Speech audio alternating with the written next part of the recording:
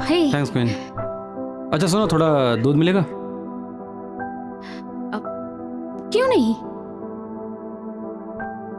Oh sorry, पता नहीं था यहीं पर है। थैंक्स।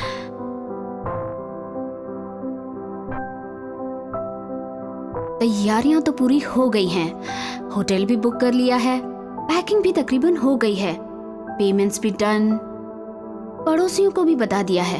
हे जैक, जैक, इसी वक्त अपना वीडियो गेम बंद करो और फटाफट नीचे आ जाओ और नाश्ता करो, हमें जल्द से जल्द निकलना होगा। मॉम प्लीज, बस ये लेवल क्रॉस करके आ जाऊं। ओके ठीक है, पर इस पूरी छुट्टियों में वीडियो गेम का नाम भी मत लेना, ठीक है? ठीक है मॉम, नाम नहीं लूंगा, खेल तो सकता हूँ ना। हम वहाँ वीडियो गेम लेकर ही नहीं जाएंगे, बस। इश, अब हे स्वीटी, जगने का वक्त हो गया स्वीटहार्ट। आए, सुबह हो गई कब की मॉम। हो गई बच्चों, कब की? और भूल गए हम घूमने जा रहे हैं, जहाँ हम ढेर सारी मस्तियाँ करेंगे और हमें जल्दी निकलना चाहिए वरना ट्रैफिक में फंस जाएंगे। तो चलो जल्दी उठो नन्हे शैतान। चलो चलो चलो।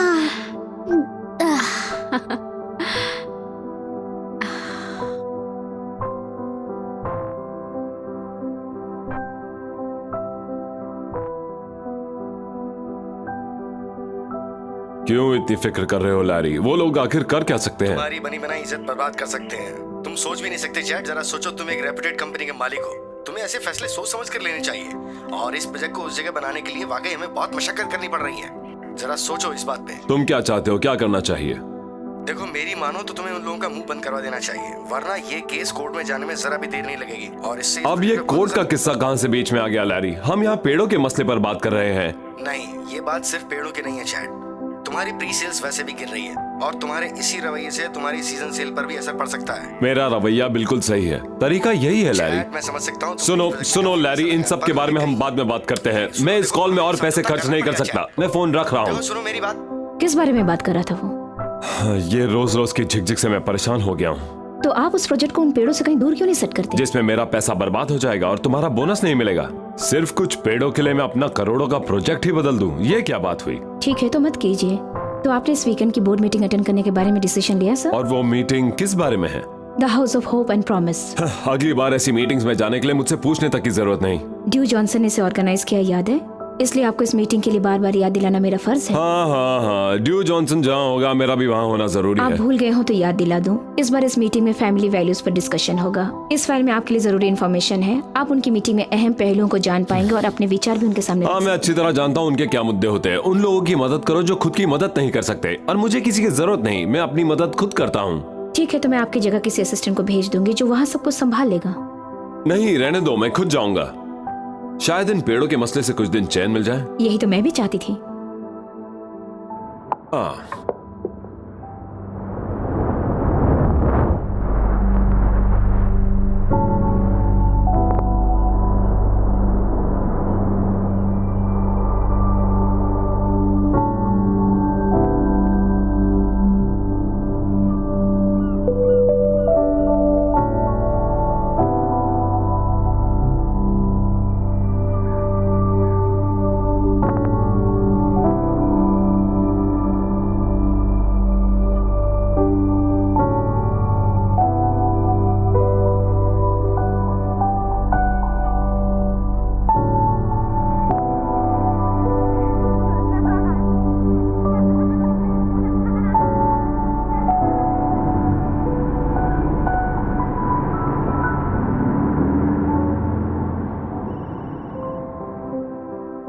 जैसा प्लान किया वैसा हो जाए तो बहुत मजा आ जाएगा।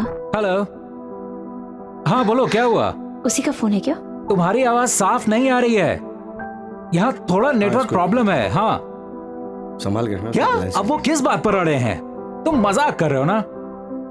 ये क्या, तुम मेरे एजेंट हो ना? इसमें मेरी क्या गलती है? देखो मैं भी कोई ऐरी गैरी फिल्म नहीं बनाता, तुम्हें इस प्रोजेक्ट के लिए मानना ही होगा। डॉक्यूमेंट्री वाले ना, तो तुम उन्हें यकीन दिलाओ, हमारे पास बेस्ट टैलेंट है। जगह चुनी है डॉक्यूमेंट्री। देखो तुम्हें कोई तो रास्ता निकालना ही होगा। और उन्हें यार, बहुत ही खूबसूरत है यहाँ पे। उसने मुझसे हाथ मिलाया था, मेरी आंखों में आंखें डालकर कहा था कि ये खास प्रोजेक्ट है और वो मेरी फिल्म फाइनेंस करेंगे। और क्या, सिर्फ इसलिए क्योंकि ये फाइनेंसर पैसा नहीं लगा रहा, मैं प्रोजेक्ट नहीं छोड़ूंगा। और मुझे लगा ये डील पक्की होगी। एक्सक्यूज मी, तुम मुझे खुश देखना चाहते हो तो मेरी फिल्म के लिए एक अच्छा फाइनेंसर ढूंढो, मैं खुश हो जाऊंगा। मैं फोन रखता हूँ, वेन डायर का प्रोजेक्ट कर रहा हूँ, बाय। वाह, हम कुछ कर सकते हैं? 5 मिलियन दे दो बस। बस 5 साल रुकना पड़ेगा। फिर कुछ मदद नहीं कर सकते तुम। रहने भी दो डेविड। चलो काम पे लगो हाँ यार। जल्दी करो, बहुत मजा आने वाला है। सुबह के 6:30 बज रहे हैं, लगता है नहीं मुझे मजा आएगा। यही हमारा काम है, चाहे कुछ भी हो, एक फिल्म मेकर को हर वक्त हर चीज के लिए तैयार रहना है। When, good morning David. कैसे हो तुम? मैं अच्छा हूँ। हमने आपको जल्दी तो नहीं उठाया? हाँ, मैं कई घंटों से जगा हुआ हूँ। क्या बात है, वो है बॉब, हमारा कैमरामैन। मिलकर खुशी हुई। तारीफ सर, करो good उतना morning। कम है। Ron, sound engineer. Hey Ron, good morning. ये है सारा, हमारी hello production sir, assistant. Nice to meet Hello, you. sir. Information है, आपको जो चाहिए इनके पास समझ मिलेगी। गया। तो आप अगर आप तैयार हैं तो हम यहाँ एक खुली जगह पर चलें और अपना काम शुरू करें। हाँ जरूर, मैं तो कब से तुम लोगों का इंतजार कर रहा था। अच्छा, हाँ, बहुत बढ़िया। बिल्कुल। तो सामान उठाइए और चलिए। बेशक। हाँ चलिए, पहले आप। ओह अच्छा। तो बताइए, रात कैसी कटी? आपकी आज के बारे में कुछ भी उम्मीदें हैं तो मुझे बता दीजिए। मेरी कोई उम्मीदें नहीं है, मैं पूरी तरह से आप लोगों के हवाले हूँ, आप जो चाहें कर ओह, सकते ये हैं तो मेरे और साथ। अच्छी बात है। मैं यहाँ थोड़ा पफ कर देती हूँ ताकि शाइन ना करे। ओके। ये जगह कितनी अच्छी है, आप लोगों को पसंद नहीं आई? मुझे तो बहुत पसंद आ रही है। और मुझे तो नेचर से बचपन से ही प्यार है। ओह, इस जगह का मैं पहली नजर में दीवाना हो गया था। तो कैसा लग रहा है रॉब? इस तरफ पेड़ है और यहाँ नहीं, यहाँ कैसा लग रहा है? अच्छा है, बहुत बढ़िया। इस जगह के इतिहास के बारे में नहीं जानना चाहेंगे? हाँ क्यों नहीं, आप बताइए, हम लोग सुनना चाहेंगे। जो आदमी यहाँ की देखरेख करता है कमाल का है। वो बता रहा था कि ये सब कैसे हुआ। ये एक जादुई कुछ सुन जगह नहीं जो पा आपको रहा। मदहोश कर देती है। आप एक बार और दोहराएंगे? सॉरी। मैंने कहा जादुई जगह है। हाँ सुनाई दिया। ये बात है 1913 की। जूली मॉर्गन, वो एक महान आर्किटेक्ट थी। ओह, अच्छा। उन्होंने इस जगह को डिजाइन किया था। उन्होंने इस जगह को WICA की वेस्टर्न डिवीजन की एनुअल मीटिंग के लिए बनाया था। सभी मीटिंग यहीं होती थी। और इस जगह का नाम है सिलमार। अब ये सिलमार नाम क्या सोचकर रखा गया, यही सवाल मेरे मन में आया। मैंने उनसे पूछा तो बताया कि सिलो या सिलियो का मतलब होता है आश्रय लेना और मार का हम मतलब तैयार होता हैं, है हम शुरू कर सागर। सकते हैं। कितने इंटरेस्टिंग है, तुमने सुनी डेविड? हाँ सुन रहा था मैं। ये चारों तरफ पानी से घिरी हुई जगह है और कितनी कितनी खूबसूरत है। ये दिल जीत लेती हाँ है। हाँ आप सही कहा। कहा। वेन, मैं आपको बता दूं कि कल हम भी आपसे ये सवालों का दौर जारी रखेंगे, लोकेशन बदलते रहेंगे ताकि हमारी डॉक्यूमेंट्री और इंटरेस्टिंग लगे। और मैं साथ ही साथ बीरो की भी कुछ तस्वीरें लेना चाहूंगा। क्या कहा आपने? बीरो? बीरो, जहाँ आप लोग कहीं योगा और मधुमक्खी exercise की तो करते नहीं है हैं। ना? देखिए, आपका विजन है और आप जो भी करना चाहें कर सकते हैं। मैं आपके साथ हूँ, मुझे कोई आपत्ति नहीं है। वैसे मेरे टेक्नीशियन से सब संभाल लेते ओह हैं। अच्छा, और जानते हैं क्यों? ताकि उस वक्त तुम कुछ नया सोच सको। हाँ हो सकता है, ये तो एक टीम वर्क। सही कहा। तो शुरू करें, roll camera. Camera rolling. Yes, ready. सारा, तो आप कृपया ओह, क्यों जाकर नहीं? स्लीप देंगे। मुझे सिलेक्ट करेंगे क्या? नहीं, आपको तो नहीं। ठीक है। Doctor Dyer, interview 1। Okay when, तो आप यहाँ पर अपनी नई किताब लिखने आए हैं। आप हमें बता सकते हैं आप आखिर क्या लिखने वाले हैं? क्यों नहीं, मुझे खुशी होगी। एक बात जो कई दिनों से मुझे परेशान कर रही है वो ये कि लोग अपने जीवन का मकसद नहीं समझ पाते हैं। और कई तो अपनी जिंदगी को ही नहीं जानते। वो जानना चाहते हैं कि मेरा उद्देश्य क्या है, मुझे क्या करना है, मैं उसे कैसे हासिल कर सकता हूँ, कितनी कठिनाइयाँ आएंगी।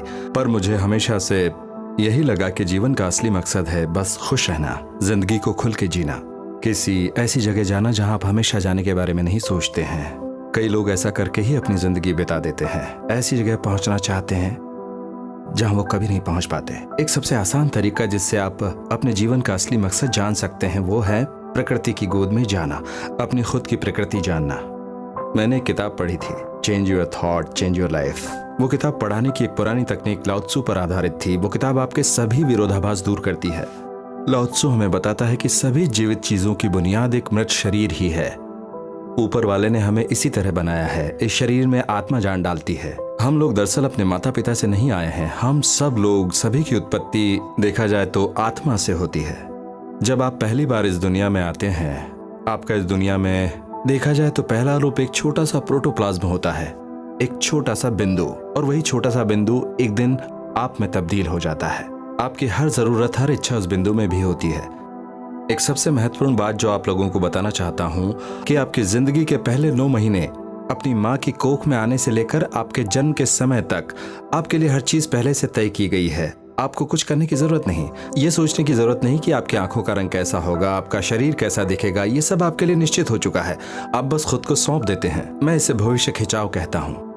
और ये आपको अपनी तरफ खींच रहा है, उस तरफ खींच रहा है जहां आपको वाकई जाना है। और मुझसे पूछेंगे तो मैं यही कहूंगा कि जब उस दौरान आपकी शारीरिक जरूरतों का ख्याल रखा जाता है तो बाद की बाकी जरूरतों का ख्याल क्यों नहीं रखा जा सकता। हमारे सभी उद्देश्य तय हैं। आप क्या हैं, आपका व्यक्तित्व कैसा होगा, सब तय है।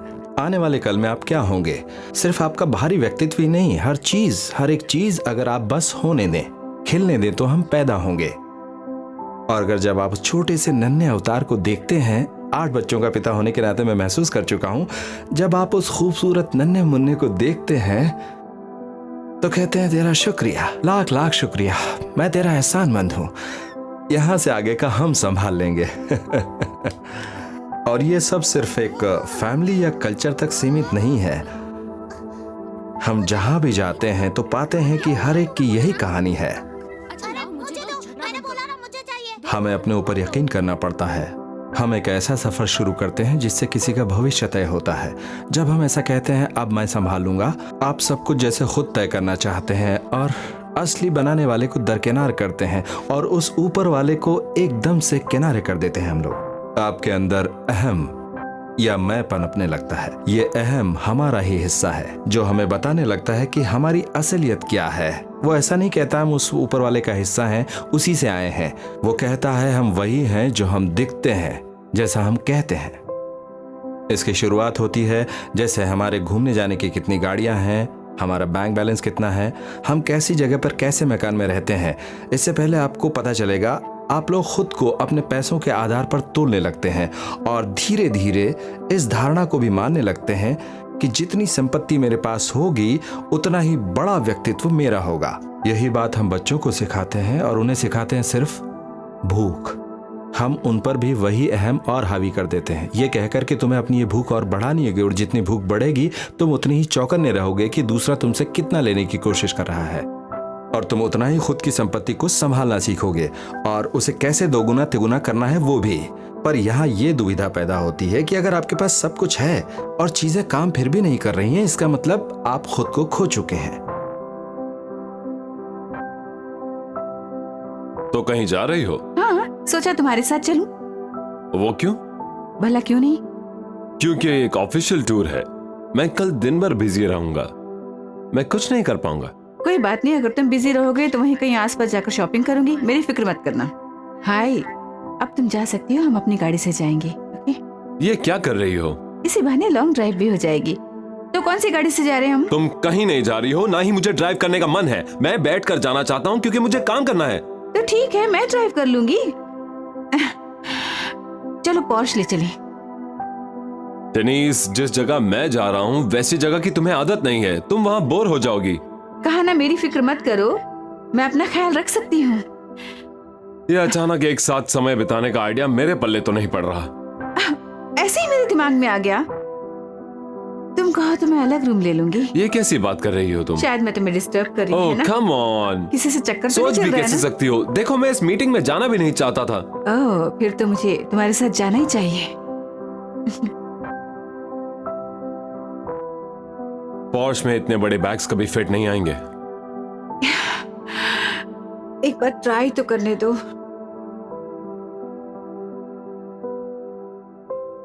अहम का दूसरा पहलू यह भी है कि मेरी गिनती उससे नहीं होती जो मेरे पास है, बल्कि मेरा पेशा भी उसमें मायने रखता है। और फिर आपको कॉल उठानी है? नहीं नहीं, आप प्लीज बोलते रहिए। नहीं नहीं, कोई बात नहीं, आप कॉल उठा डॉक्टर लीजिए। डाया, आपको कुछ खाने के लिए चाहिए या पीने के लिए? नहीं नहीं नहीं, कुछ नहीं। कैमरा रोल कर रहा है, कट करना है तो बोलो। नहीं नहीं, रोलिंग ऑन रखो प्लीज। तो मैं कह रहा था कि अहम का दूसरा हिस्सा है, मैं सिर्फ उससे नहीं जाना चाहता जो मेरे पास है, बल्कि उस पर भी निर्भर करता है कि मैं क्या करता हूं। और जो मैं करता हूं वही मेरी उपलब्धियां होती हैं। और देखा जाए तो अपने व्यक्तित्व को अपने काम से परखने वाले लोग जीवन में बस उसी को महत्व देते हैं। वो मानते हैं उनकी सफलता, उनकी उपयोगिता, उनके गुण सब उसी पर निर्भर करता है कि वो कितना कमाते हैं। इसलिए उन्हें और पैसा कमाना है, उन्हें नौकरी में प्रमोशन चाहिए, उन सब लोगों को पीछे छोड़कर जो मुझसे आगे निकलना चाहते हैं। ये बात हम बार बार सुनते आ रहे हैं, खासकर जवान लोग इस पर काफी अमल करते हैं। मिसाल के तौर पर एथलेटिक्स में सबसे बेहतर बनना, वर्ल्ड नंबर 1 का खिताब हासिल करना, अपने बाकी कॉम्पिटिटर से बेहतर प्रदर्शन करना। और धीरे धीरे हम खुद को ऐसी दुनिया में पाते हैं जहां जीने के लिए बस एक दूसरे से होड़ ही करनी पड़ती है। अहम के यही लक्षण हैं। अहम का तीसरा पहलू है लोग मेरे बारे में क्या सोचते हैं। मेरी पहचान मेरे ओहदे से होनी चाहिए। अक्सर ये यंग जनरेशन में देखा जाता है कि अच्छे कपड़े पहनना ही सब बातों का हल है। वो मानते हैं ऐसा न करने पर लोग आपसे दूर रहेंगे, और आप ऐसा करते हैं तो हर जगह आपको पसंद किया जाएगा। यही बात औरतों पर भी लागू होती है, खासकर उनका परिवार के प्रति जो रवैया होता है उसे लेकर। हमारे समाज में, हमारी संस्कृति में औरतों को खुद को साबित करने के लिए बस एक तरह का मौका दिया गया है, और वो है वो कैसे अपनी फैमिली से खुद को जोड़ती हैं, एक बेटी के रूप में, एक माँ के रूप में और एक दादी माँ के तौर पर। और देखा जाए तो ये एक औरत की जिंदगी के काफ़ी अहम पड़ाव हैं जिससे वो गुजरती है। अगर उन्हें चुनने का मौका मिले तो वो इससे भी कहीं ज़्यादा हासिल करना चाहती है। और कई औरतें तो लगता है उनके अंदर का शख्स उन्हें कुछ महान करने के लिए प्रेरित करता है, जिससे अक्सर वो कई हालातों के मद्देनज़र नज़रअंदाज कर देती हैं। तो मेरी उन तमाम औरतों से विनती है कि अपनी इस आवाज़ को सुने, अपने अंदर के इंसान को न भूलें जो आपको याद दिलाता है कि आप यहाँ कुछ नया करने आए हैं और आप में इतनी शक्ति है जो उस काम को सही ढंग से करने के लिए चाहिए। अगर आप ये समझती हैं तो आप सफल हो जाती हैं। हाँ, क्यों नहीं, करता हूँ। क्या मुझे तुम्हारे सभी कलेक्शंस डीवीडी में मिल सकते हैं? देखता हूँ कितने हैं। पता है मेरा फेवरेट गाना कौन सा है? नहीं पता। दिल का चैन। काफी अच्छा गाना था। उसे सुनते ही सारे बूढ़े जवानी से भर जाते हैं। क्यों नहीं, होना ही चाहिए। और पता है जो दूसरा गाना है ना आपका, जिसमें आपने कहा है दिल... हमें भी चेक इन करना है। आई am sorry. Oh I am sorry. क्या आप भी शादी में आए हैं?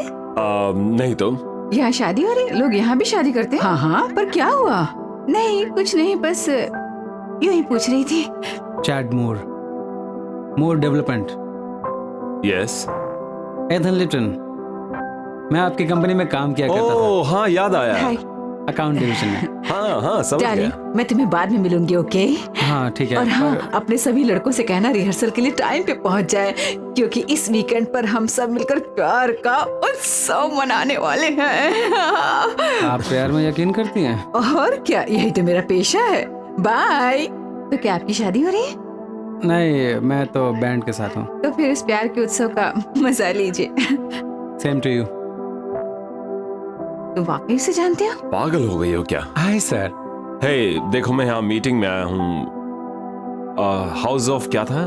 Promise and hope. Promise and hope, और मैं हूँ चैड मोर। सिलमर में आपका स्वागत है मिस्टर मोर। आपके लिए नॉर्दर्न व्यू का रूम बुक्ड है। आप यहाँ से ऊपर जाएंगे तो आपका पहला... देखिए, मेरी वाइफ अचानक ही मेरे साथ आ गई है, तो क्या आप हमें एक बड़ा कमरा... बताने की क्या जरूरत है? डेनीज बुकिंग मेरे अकेले की हुई थी।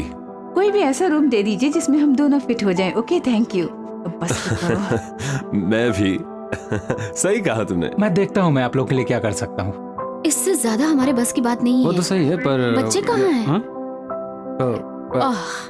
ईथन, ये मैं जीत गया। नहीं यहाँ आओ, ईथन, जल्दी यहाँ आओ। आ रहे हैं। जल्दी यहाँ आओ, पर आओ। जल्दी। जल्दी आओ, मैंने कहा ना। शोर मत मचाओ। मॉम तुम्हें मिस कर रही हैं। देखिए, और देखना हमारा रूम इस शोर शराबे से दूर हो जरा। हाँ, क्यों नहीं, हमारे पास फर्स्ट फ्लोर में कॉर्नर वाला रूम खाली है। नहीं, उससे वो नहीं। ऊपर हो तो अच्छा है। अभी देखता हूँ मिस्टर अच्छा मोर। होगा। आपके लिए एक रूम सेकंड फ्लोर पर। उससे ऊपर मिलेगा प्लीज? माफी चाहूंगा, इससे ऊपर तो हमारे यहाँ फ्लोर ही नहीं क्या है। मजाक कर रहे हो? इतनी बड़ी जमीन की बर्बादी। मुझे यकीन है आपको ये रूम पसंद आएगा। इसमें बालकनी भी है। ठीक है, काम चला लेंगे। एक मिनट रुकिए। मॉम की बात सुनो, मॉम की बात सुनो। मैंने चलो तुमसे कहा था छुट्टियों में वीडियो गेम नहीं। दो ना, तुम लोगों को अभी घर चलो, जाना चलो। है। Mom, good bye. बस एक गेम। चलो आ जाओ मेरे पास। आ जाओ, आ जाओ। ऐसे शोर में हमारी क्या खाक मीटिंग होगी। पता नहीं क्या वेन्यू चुना है। उम्मीद है आप एंजॉय करेंगे। देखो, इस मसले पर बात करने का वक्त नहीं है मेरे पास, खासकर अभी तो बिल्कुल नहीं। मैं अगले 2 दिनों तक मीटिंग में व्यस्त हूँ। फिर हम बात करते हैं अहम के अगले पहलू की, वो पहलू जिसमें हम अलगाव की बात करेंगे। अहम इंसान को इस बात से वाकिफ कराता है कि वो बाकियों से अलग है और कितना अलग है, और वहीं एक दूसरा पहलू ये भी बताता है कि इंसान उन सब चीजों से भी कितना अलग है जिससे वो अपनी जिंदगी में खो रहा है, जो वो वाकई पाना चाहता है। और यही हमारा अहम हमें एक ऐसी चीज सिखाता है जो बड़ा गुनाह है। वो हमें अलग कराता है ईश्वर से।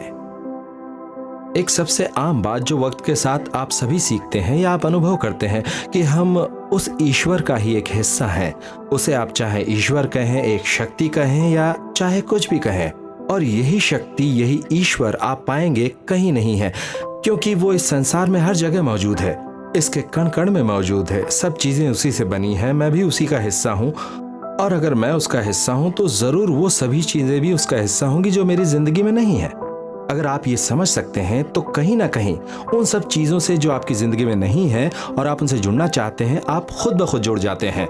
बस आपको इतना करना है कि आप किसी तरह खुद को उस स्थिति के लिए तैयार कर सकते हैं, उसमें कैसे खुद को ढाल सकते हैं, और जैसे ही आप वो हासिल करते हैं आपको उन चीज़ों का एहसास ज़िंदगी में होने लगता है।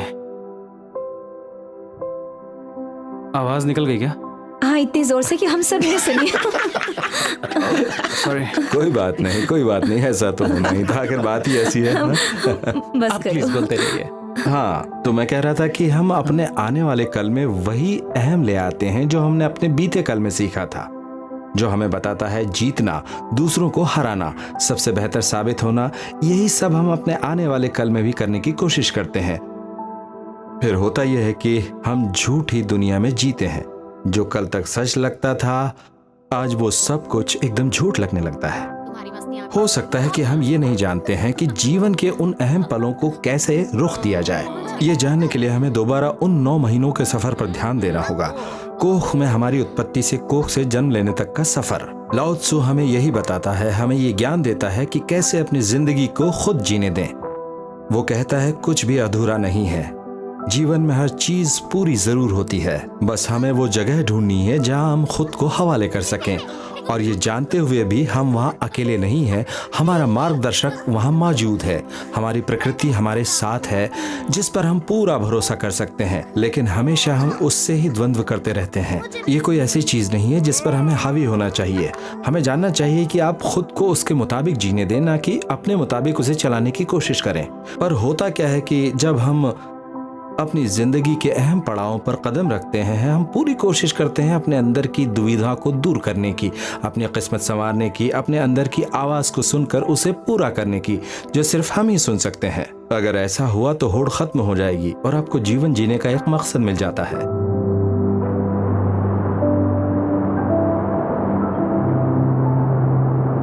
मैं तुम्हें खा जाऊंगा।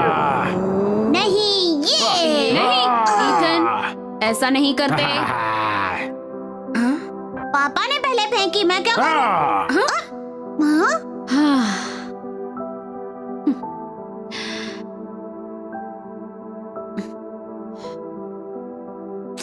हाँ। हे, कुछ पीने को मिलेगा? जूस चलेगा? हाँ। मैं रूम में जाकर थोड़ा सनस्क्रीन ले आती हूँ। क्यों? सूरज तो छिपा हुआ है। हाँ, पर ज्यादा देर नहीं होगा। ठीक है, जल्दी लौटना। बस यूं गई और यूं आई। नहीं तो हम भी आ जाएंगे। हाँ। क्यों? पर क्यों? दोनों देखो ना कितना अच्छे से एंजॉय कर रहे हैं। मैं जल्द आती हूँ। ओके।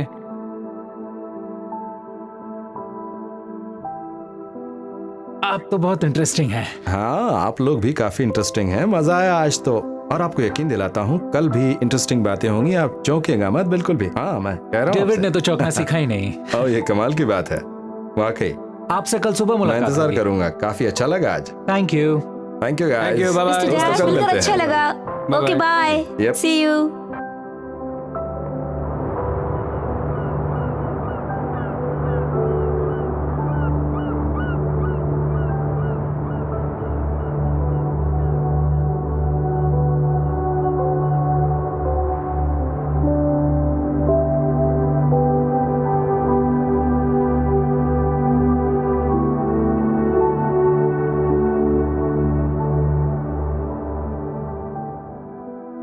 कमाल कहे हैं ना, हाँ वाकई। मानो एक दूसरे को गले लगा रहे हों। क्या मतलब? उन पेड़ों को जरा गौर से देखिए, मानो एक दूसरे को पाना चाहते हों।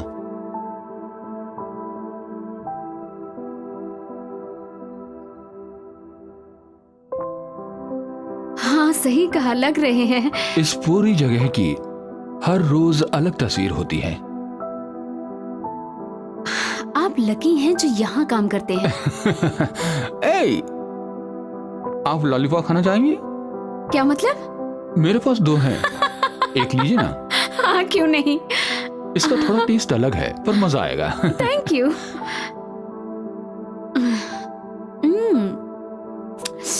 वाकई मजेदार है। अब मुझे तो पूरी जगह ही पसंद आ रही अच्छा, है। क्या पसंद आया यहाँ? ये मैं कैसे बताऊं? ये पूरी जगह ही काफी खूबसूरत है। मैं बस एक चीज नहीं बता सकती। हाँ मतलब शब्दों में नहीं बता सकते हैं? हाँ, सही कहा। तो फिर अगर वही बात आप तस्वीरों के जरिए बता सकें तो? तस्वीरें? हाँ, तस्वीरें। नहीं, उसमें भी नहीं। मैं तस्वीरें बनाती थी जब मैं कॉलेज में थी। मैं घंटों बीचेस के किनारे बैठकर अपनी स्केचेस बनाती थी। मैं भी क्या पुरानी बातें लेके बैठी। अच्छा है।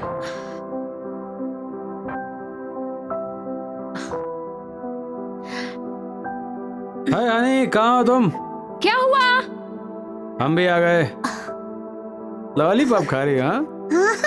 हाँ, हाँ शायद। बच्चा बन गई हो। नहीं, वो तो मैं चलो बच्चों, चुप हो जाओ बेटा, कुछ नहीं हुआ। चलो और कुछ भी हो।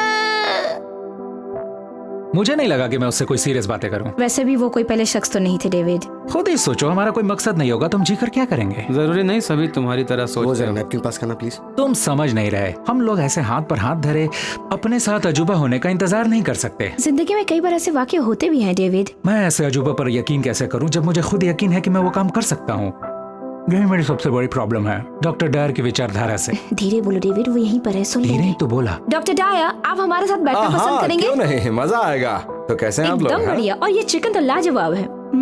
बैठिए बैठिए। तो डॉक्टर डायर, हाँ बोलो। हम लोग यही डिस्कस कर रहे थे आपका अच्छा, पहला अच्छा। इंटरव्यू, आपने जो बातें कही, और हम में से डेविड को ऐसा लगता है कि वो सब बातें बेबुनियाद है। क्या डेविड, मैं क्या ये ऐसा सच है? सभी बातों के लिए नहीं कहा। मैंने तो बस वही कहा जो मुझे लगा था। हाँ, क्यों नहीं, अपनी बात जरूर कहनी चाहिए। मैं इज्जत करता हूँ इस बात के। पर एक बात कहूँ डेविड, तुम्हें अपने फैसले इतनी जल्दी नहीं लेने चाहिए। किसी भी चीज को उसका जायज वक्त देना चाहिए जो जरूरी होता है। एक बार आप प्रैक्टिस करने लगते हैं तो आपको पता नहीं कभी आपकी मुझे जिंदगी बन अध्यात्म गई में और आप एक कोई दिलचस्पी नहीं है। मैं बहुत बिजी रहता हूँ। मुझे तो ये ऐशो आराम का साधन लगता है। हाँ सही बात है, मुझे भी मेडिटेशन करने का वक्त मिलता ही नहीं है। एक सवाल पूछूं तुमसे, क्या तुम्हें लगता है तुम एक प्रेरणा के साथ जी रही हो? कोई प्रेरणा स्रोत है तुम्हारा? पता नहीं, मैंने सोचा नहीं इस बारे में। वाकई? तो ठीक है, चलो एक उदाहरण लेते हैं। मान लो हमारे पास एक एप्पल पाई है जो हमने अभी भी बनाई है, और उस एप्पल पाई से मैं एक स्लाइस ले लेता हूँ। ये निकाला मैंने बाकी का पाई, मैंने इधर रख दिया। इस स्लाइस को लेकर मैं किसी को देता हूँ, मान लो तुम्हें ही देता हूँ। रॉन, मैं पूछता हूँ ये क्या है? ये एक एप्पल पाई है। कैसे पता चला? कैसे कह सकते हो एप्पल पाई है? क्योंकि ये एप्पल पाई से निकाला हुआ टुकड़ा है। तो इसका हंसने की क्या बात है? सच तो यही है रॉन, तुमने बिल्कुल सही जवाब दिया है। इस यूनिवर्स में हर चीज जहाँ से निकलती है वो उसी के जैसी होती है। कभी भी किसी अंडे के अंदर से फूल नहीं निकलेगा। हाँ, तुम खुद को देखोगे और खुद से ही ये सवाल पूछोगे, मैं कहाँ से आया हूँ, मैं कौन हूँ, मेरा वजूद क्या है? जानते हो, जब भी हमारे मन में ऐसे सवाल उठते हैं जो दिखावटी सच्चाई से परे होते हैं तो हम अपने अहम से परे हो जाते हैं। और हर बार इसी तरह हम अपने अहम से सवाल पूछेंगे तो कई नई चीजें हमें पता चलेंगी और हमें मकसद मिल जाएगा जिंदगी। तो हमें कैसे पता चलेगा हम जो फैसला करेंगे वही हम चाहते हम हैं? किसी भी चीज का फैसला अपने अनुभव के आधार पर ही करते हैं। आप थके हुए हैं, आप टेंशन में हैं, आप डरे हुए हैं, आप गुस्से में हैं, या खुद के बारे में अच्छे विचार हैं। अगर आप मकसद विहीन हैं और आपको लगता है कि आपके जीने का महत्व ही नहीं है, जब ये बातें आप छोड़ देंगे तभी आपको खुशी अनुभव होगी। वो चीज मिलेगी जिसकी आपको उस तलाश है। सूरत में क्या, जब हालात ही उल्टे हों। मेरा मतलब है, मैं एक फिल्म मेकर होने के नाते आम के लिए जरूरी है शायद अगर मैं जीवन के भाव के साथ चलूं तो मैं फिल्म कभी भी नहीं बना पाऊंगा। ये निष्कर्ष तुमने खुद निकाला है क्योंकि तुम अहम से परे सोच रहे हो। सच तो ये है कि हो सकता है तुम इससे अच्छी फिल्में बनाओ। जब तुम उस ओहदे को हासिल कर लो तो मान लो कि तुम जी रहे हो और वो सभी काम कर रहे हो जो करना चाहते हो, मगर ऐसी जगह से, मान लो जैसे कि धर्म से। ये धर्म क्या होता है? धर्म एक आध्यात्मिक विधि है जो कहती है हमारी जिंदगी का एक मकसद होता है। जैसे चिड़िया का धर्म होता है, जानवर का धर्म होता है, हर किसी का एक मकसद होता है। जब तुम खुद को उस मकसद के लिए जीता हुआ पाओगे, मतलब तुमने अपना धर्म पा लिया है। तुम्हारा धर्म वो होगा जिसके लिए तुम जी रहे हो, और तब तुम अपने अहम को छोड़कर ये जान पाओगे, ओ हाँ, मैं तो इसके लिए जी रहा था। मैं इस चीज को आवाज कहता हूँ, अपने अंदर की आवाज। तो आपको कैसे पता चलता है कि आपका धर्म क्या है, अगर आप अपना धर्म ढूंढ ही नहीं पाए तो? मैं आज तक एक डेट नहीं ढूंढ पाई, धर्म क्या ढूंढूंगी? धर्म कोई ऐसी चीज नहीं है जिसे ढूंढने की जरूरत पड़े। धर्म वो है जिससे आप हमेशा हर पल जुड़े रहते हैं। यही आपका श्रेष्ठ मकसद है। ये एक ऐसी चीज है जिसके साथ आप ताउम्र जुड़े रहते हैं। जब अहम दूर हो जाता है तो धर्म खुद ब खुद नजर आ जाता है। अब समझ में आया मैं क्या कर रहा था? एक्सक्यूज मी सर, ये बताइए मुझे इससे डेट ढूंढने में कैसे मदद मिलेगी? तुम्हें अपने लिए डेट ढूंढने की जरूरत नहीं। अगर तुम मेरे बताए अनुसार जीवन बिता रही हो तो तुम्हें हर चीज, हर शख्स परफेक्ट लगने लगेगा, और तुम खुद उस ऊपर वाले की कृति हो। तुम्हारी आत्मा तुम्हारे साथ है। तुम्हें किसी और की दखल अंदाजी की जरूरत बिल्कुल नहीं है। सही बात कही आपने। तुम लोग हंस क्यों रहे हो? डॉक्टर डायन ने कहा है। हाँ, सच तो यही है।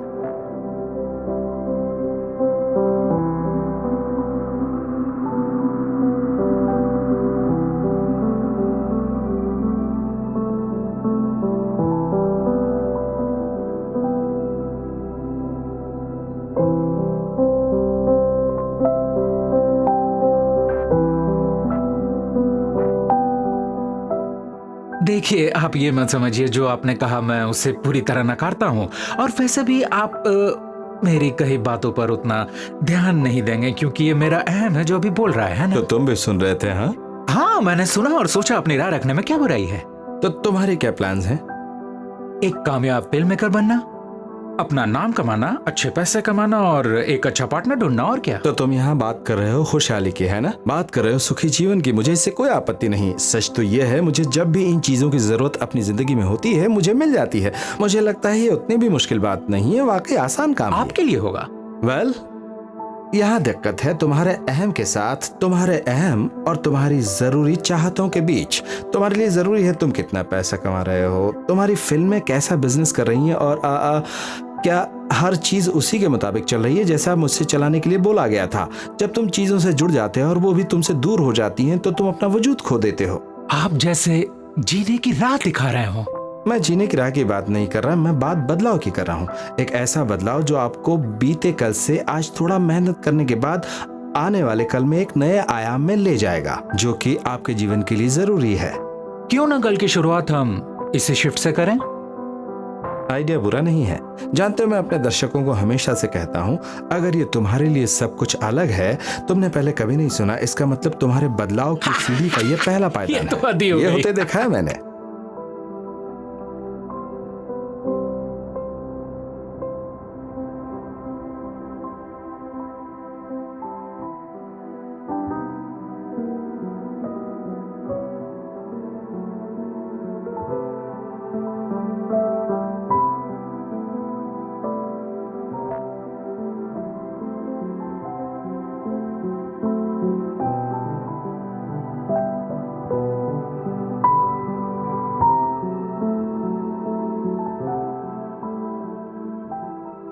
जब महान विचारक ईश्वर को पाने की बात करते हैं तो एक अजीब सी लहर दौड़ उठती है, मानो हम किसी तपोवन की शांति में हों। वैसे ही जब बाकी सभी सोए रहते हैं और आपको कोई परेशान करने वाला मौजूद नहीं होता है, आप खुद को उस ताकत के पास पाते हैं। यही वक्त होता है जब आप उस ताकत के सबसे करीब होते हैं। ये बात सिर्फ अच्छी ही नहीं लगती, बल्कि इसका एक मकसद है, खुद का दैवत्व ढूंढना और मैं क्या क्या हासिल कर सकता हूं।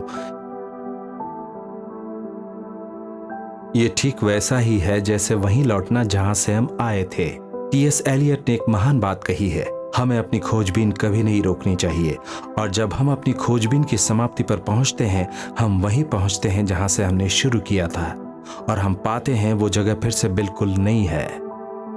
मुझे लगता है कट करना पड़ेगा। वेन, थोड़ी देर वहीं रुकिए, 1 मिनट, आपको वहीं रुकना होगा प्लीज। क्या हुआ रॉब? एंगल ठीक नहीं है, थोड़ा और नीचे जाएगा। कितनी देर लगेगी? 5 मिनट। वेन, आप 5 मिनट आराम करें प्लीज, हम शॉर्ट एंगल रीएडजस्ट कर रहे हैं। ठीक है, कोई बात नहीं। आपको पानी चाहिए डॉक्टर डायर? नहीं सारा, मेरे पास पूरा समंदर है। आप ऐसे कोई स्टेशन बता हाँ, रहे थे आपने एलेक्स जेसन के ऑफिस में कॉल किया है। इस वक्त मैं अपनी सीट पर नहीं हूँ। प्लीज इस बीप के बाद अपना मैसेज छोड़ दीजिए। हाँ हाँ, एलेक्स, मैं डेविड बोल रहा हूँ, मैसेज मिलते ही कॉल करो। मुझे टेंशन हो रही है। अब तक तो उनका जवाब आ जाना चाहिए था। तुम्हें कुछ पता चला क्या? और पता करो मुझे अब तक मीटिंग के लिए कॉल क्यों नहीं आया? अच्छा लग रहा है, बहुत अच्छा। प्लीज मुझे कॉल बैक करना, मैं इंतजार करूंगा। तुम पाओगे कि इधर चला गया। कोई बड़ी बात नहीं है जो 2 घंटे की बात करते वेन हैं, डायर इंटरव्यू 3 दूसरा घंटे की दिन। बात करते हैं। रोलिंग। तो चलिए आज हम बात करते हैं अपने मकसद में बदलाव की। हाँ तो ठीक है, चलो मैं आप लोगों को अपनी ही जिंदगी से एक उदाहरण देता हूँ जो शायद मदद करे। जब मैंने पहली बार लिखना शुरू किया, मैं काफ़ी अच्छा लिखता था। मैंने सोचा सफलता तो मिलेगी ही। मैं अक्सर यही सोचता था कि इस किताब से मैं कितना कमा पाऊंगा और इसके बाद मेरा कॉन्ट्रैक्ट कितने ज़्यादा अमाउंट का होगा, कितने हफ्तों तक न्यूयॉर्क टाइम्स में मेरी रेटिंग रहेगी और ओवरऑल क्या पोजीशन रहेगी, क्या मैं टुनाइट शो का हिस्सा बन पाऊंगा या फेमस डॉनी हिल शो का हिस्सा एक बन मिनट, पाऊंगा। मैं कंफ्यूज हो रहा हूँ। अच्छा, हाँ, अगर आप कामयाब हैं तो आपके लिए ये सब बातें मायने रखती हैं। मेरे हिसाब से तुम कामयाबी की परिभाषा को बदलने की कोशिश कर रहे हो। मेरे हिसाब से कामयाबी कोई जरूरी नहीं उसी सूरत में होती है, उसके और कई पहलू होते हैं जिससे हम उसे देख सकते पर कई ऐसे लोग हैं जो आपको मानते हैं। मतलब आपने भी तो कभी शुरुआत की होगी। अगर आप ही वो पहला कदम नहीं लेते तो टोकने के लिए माफी चाहूंगी। क्या हम सवाल जवाब ही करते रहेंगे? वो मैं बस जानना चाहता था, बस। सॉरी। नहीं, कोई बात नहीं, ये तो आम बात है। अक्सर लोग ये बात जानना चाहते हैं, खासकर मेरे बारे में। डेविड, तुमने मेरे लिखने की बात की। हाँ, मैं मानता हूँ मैं हर प्रकार से एक कामयाब लेखक था, पर मेरे अंदर का कोई एक हिस्सा कहता था मुझे अभी बहुत कुछ हासिल करना है। मैं किताबें लिख रहा था मनोविज्ञान पर, इंसान की अंदरूनी शक्ति की, अपने अंदर के खिंचाव की, न जाने क्या क्या। सभी अच्छा बिजनेस कर रही थी, पर मेरे खुद के अंदर एक बदलाव हो रहा था। पता नहीं मेरे अंदर की आवाज़ थी वो या कुछ और था, लेकिन मैं बदलाव देख रहा था। और वो जो बदलाव था वो आध्यात्म की तरफ था। न जाने क्यों बदलाव था खुद की चेतना की तरफ। मैं अचानक जोश से भर जाता था, एक रोमांच छा जाता था जब मैं कृष्णमार्त्य और मुक्तानंद जैसे लोगों की किताबें पढ़ने लगता था। मुझे याद है मैं जब अपने एजेंट के पास गया और मैंने कहा मैं इस तरह की किताबें, अध्यात्म से जुड़ी किताबें लिखना चाहता हूं, तो उसने कहा नहीं नहीं नहीं नहीं, अब आपको सेक्स से जुड़ी किताबें लिखनी चाहिए, वो ही आजकल ज़्यादा बिकती हैं। माना डॉक्टर रूथ इस पर काफ़ी लिख रहे हैं, पर आप भी डॉक्टर रूथ से कम नहीं बल्कि उनसे बेहतर हैं। वो ऐसे ही बोलता रहा और उसने कहा आप एक दूसरी बुक भी लिखिए कि किस तरह से पैसा कमाया जाए। ज़रा सोचो कैसा लगेगा जब लोगों को वेन डायर का पैसा कमाने का तरीका पता चलेगा। मैंने सब सुनकर कहा एंडी मैं ये सब नहीं लिख सकता। मैंने कहा मैं वही लिखना चाहता हूँ। उसने कहा ये ऐसी किताबें कोई नहीं खरीदता आजकल, ऐसी किताबें ये सब हवा में उड़ जाती जिसे कोई नहीं मानता, खासकर आज के ज़माने में। लेकिन मैंने उससे कहा कि मैं यही लिखना चाहता हूँ, शायद इसी के लिए जी रहा हूँ मैं। मुझे याद है जब मैंने अपना प्रस्ताव उसके पास रखा तो उसने मुझे जवाब दिया कि उसने पब्लिशर से बात की थी, पर किसी को भी इस विषय पर यकीन नहीं होता, वो ये नहीं छाप सकते। पर मैंने हार नहीं मानी। मेरे अंदर की वो एक अजीब सी ताकत मुझे हमेशा इस महान काम को करने की प्रेरणा देती रही थी, वो काम करने की जिसमें मुझे महारत हासिल थी, जिसे मैं जानता था कैसे कर सकते हैं, और वो काम जो बहाव में बहने के पूरी तरह विपरीत था। मुझे याद है जब मैंने इस बदलाव को अपनाया, कहीं ना कहीं मेरे अंदर एक डर था, पर शायद मैं अपने आप को इतना स्वतंत्र महसूस कर रहा था जो शायद मैंने कभी अपनी जिंदगी में पहले नहीं किया था। मैं इस बारे में जरा भी नहीं सोच रहा था कि लोग इस किताब को खरीदेंगे या नहीं, मुझे इससे कितना फायदा होगा, क्या मेरी ये किताब बेस्ट सेलर लिस्ट में आएगी या नहीं। ये सब बातें मुझे परे लगने लगी, मानो ये मेरा पीछा कर रही हूँ जबकि कभी मैं इनके पीछे भागता था। दरअसल जो बात मैं तुमसे कहना चाहता हूँ डेविड, वो ये कि आप अपनी जिंदगी में ऐसे मोड़ पर पहुंचे जहां आपकी जिंदगी का मार्गदर्शन एक ऐसी चीज करती है जो खुद आपसे बहुत बड़ी है। बस उस मकसद को ना भूलें जिसके लिए आप यहाँ हैं। अपनी आत्मा से मेल बनाए रखें, ईश्वर से, उस ताकत से, और धीरे धीरे आप खुद ब खुद महसूस करेंगे कि आप उस बदलाव को महसूस कर रहे हैं। और जब एक बार ऐसा हो गया तो वापस लौटना नामुमकिन होगा। क्या कहा? मंडे? हर बार तुम मंडे पर बात टाल देते हो। पिछले 5 मंडे से मैं यही सुनता आ रहा हूँ। ये सब क्या है? मेरे ख्याल से हमें थोड़ी देर रुक जाना चाहिए, है ना? ये क्या बात बता रहे हो? तुम क्या कहना चाह रहे हो? क्या वो मुझे बदल रहे हैं? तुम्हारे पास कोई जवाब नहीं है। ये फिल्म मेरे लिए सब कुछ है एलेक्स। मैं ये फिल्म करना चाहता हूं। ये मेरी फिल्म है। इस फिल्म के लिए मैंने अपना सब कुछ दांव पर लगाया है। इसकी तो ओके, यहाँ पर हमें ब्रेक करना ही पड़ेगा। उसके साथ सब कुछ ठीक तो है ना? हाँ, थोड़ा टेंशन में है पर जल्दी ठीक हो जाएगा। नेक्स्ट सेशन में हम लोग बात करते हैं, ठीक है? ओके, हम उसमें ये बात करेंगे कि आप सभी के लिए 1 घंटे का ब्रेक है और आप सभी के लिए लंच का इंतजाम भी किया गया है। हे, तुम्हें गोल्फ खेलना पसंद है? हाँ, क्यों नहीं, मजा आता है। ठीक है, तो मैंने बुकिंग कर ली। थैंक्स।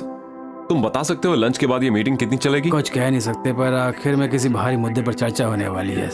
कैसा मुद्दा? वही $1 मिलियन वाला सैन फ्रांसिस्को प्रोजेक्ट। वो कॉन्ट्रैक्टर अंडर बिड है, ना कि ओवर बजट। और हाँ ठीक है, रहने दो। सब बातें ध्यान से सुनकर दिन में मुझे गोल्फ कोर्स में मिलना, वहाँ बातें करेंगे। तो तुम वापस नहीं आओगे? हाँ? ओह नो, मैं नहीं आऊंगा, मुझे कुछ जरूरी काम याद आ गया। ओके, फिर मिलते हैं। ओके।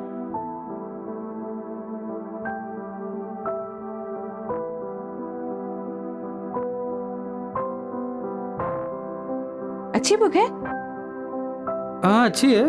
थोड़ा धीरे पढ़ता हूँ मैं, वैसे स्टोरी स्लो ही है। आप मेरे हस्बैंड की कंपनी में काम करते थे, है ना? हाँ, बहुत पहले की बात है। अब देखिए, मैं याद भी हूँ। हाँ, उनकी याददाश्त अच्छी है। वाह, उस दौरान मुझसे कोई गलती हो गई थी जिसकी वजह से मुझे उस नौकरी से हाथ धोना पड़ा। ओह, मुझे अफसोस है। अरे इसकी कोई जरूरत नहीं। उससे बेहतर चीज मेरी जिंदगी में दोबारा हुई ही नहीं। मैं हमेशा जिंदगी में कुछ अलग करना चाहता था, अलग अलग चीजों को समझना इसलिए चाहता। तुमने म्यूजिक चुना? हाँ, सही समझी तुम। मतलब तुम जो चाहते हो वो कर सकते हो, है ना? नहीं, हर चीज नहीं। ये तो झूठ है। हमेशा ऐसा नहीं होता। नहीं, मेरा मतलब है कि तुम काफी खुश नजर आ रहे हो। नहीं, अरे क्यों ना आप और चैड आज शाम की पार्टी में आओ जहाँ मैं परफॉर्म कर रहा हूँ। नहीं, रहने दीजिए ना। ओह कम ऑन, आओ ना। वैसे भी यहाँ ये लोग प्यार का उत्सव मना रहे हैं, यही कहा था ना सौरत ने? हाँ, कहा तो शायद यही था। थोड़े समय की तो बात है, वहाँ कर देखो, मजा आएगा। मैं सच कह रहा हूँ। हमें कोई इनविटेशन नहीं मिला है। अभी तो मैंने आपको इनवाइट किया। तुम कैसे इनवाइट कर सकते हो? कर सकता हूँ, थोड़ा लेट हूँ, सॉरी। नहीं नहीं नहीं, फिर कभी मिलते हैं। ओके, मुलाकात तो जरूर होगी।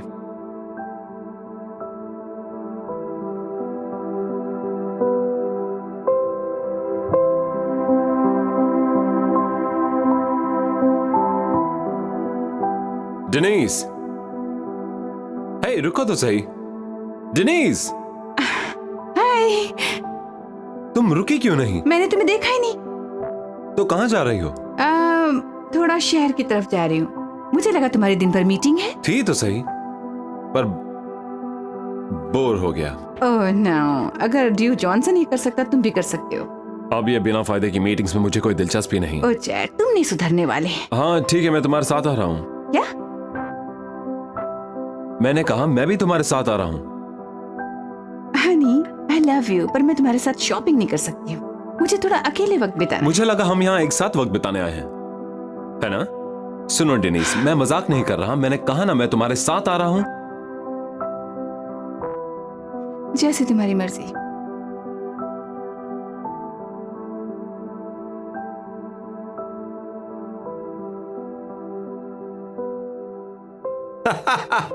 बच्चों, दूर जाकर खेलो। अपने ये पानी की बूंदें यहाँ मत मारो। ओह, सारी शर्ट खराब कर दी आपकी। हाँ, कोई बात नहीं, पानी ही तो है। पानी से क्या खराब होगा? आप टेंशन मत लीजिए। I am so sorry. Sorry की जरूरत नहीं है। मेरे खुद के 8 बच्चे हैं, मेरे नाते पोती भी हैं। ये तो आम बात है, बच्चों के साथ मजा आता है। हाँ, बहुत मजा आता है। ओह थैंक यू, अब जाकर मेरी शर्मिंदगी कम हुई है। मैं हमेशा ये कोशिश करता हूँ कि जितना हो सके बच्चों में दखलंदाजी कम ही करूँ। काश मैं भी ये कर पाती। तुम ये कर सकती हो, क्यों नहीं कर सकते हैं? अच्छा, आपको नहीं लगता माँ होने के नाते ये थोड़ा मुश्किल हो जाता है? मुझे नहीं लगता माँ होना इसे मुश्किल बना देता है। माता पिता का फर्ज ये नहीं होता कि बच्चों को खुद पर निर्भर करें। मतलब बिना वजह उन्हें अपने मुताबिक चलाना ठीक नहीं। उनकी अपनी इच्छाएं हैं, उनके मुताबिक चलने दें उन्हें। ये सोचिए, अगर मैं उन पर नजर रखना बंद कर दूंगी तो मैं करूंगी क्या? वो तो आप ही सोचिए। कभी आपने संगीत या कला के बारे में रुचि दिखाई है? आपको क्या पता? मतलब? कुछ नहीं। थैंक यू, आपसे बात करके वाकई बहुत खुशी हुई। हाँ, मुझे भी। आप हमेशा खुश रहें। नमस्ते। नमस्ते। चलो बच्चों, खाने का वक्त हो गया है, आ जाओ। मैं तुम्हें मार डालूंगा। अच्छा? भूख नहीं है, अभी तो हम खेल रहे हैं। ठीक है, जब भूख लगे आ जाना, ठीक है?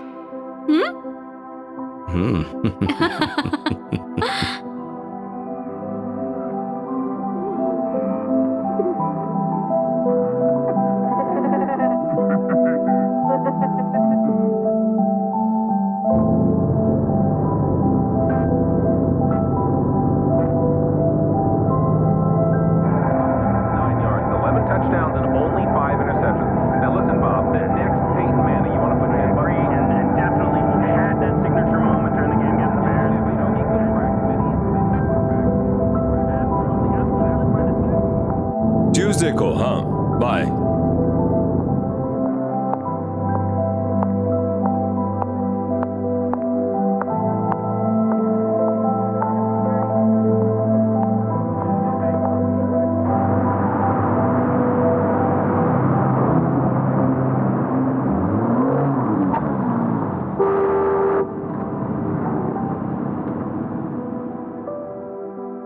सोच रही हूँ ड्रेस वापस कर दूं।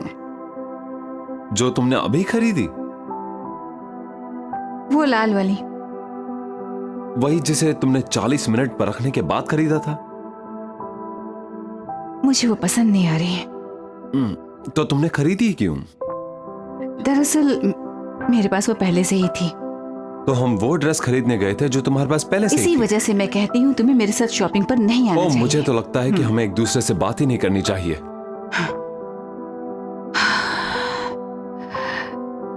तुम भी ना चैट, मुझे वाकई तुम्हारे साथ नहीं आना चाहिए था। पता नहीं क्या हो गया था मुझे। तुम्हारे दिमाग को कुछ हो गया है। आखिर क्या सोचती रहती हो हमेशा? सुनना चाहते हो? मैं तुम्हें ये बात आज रात बताना चाहती थी, पर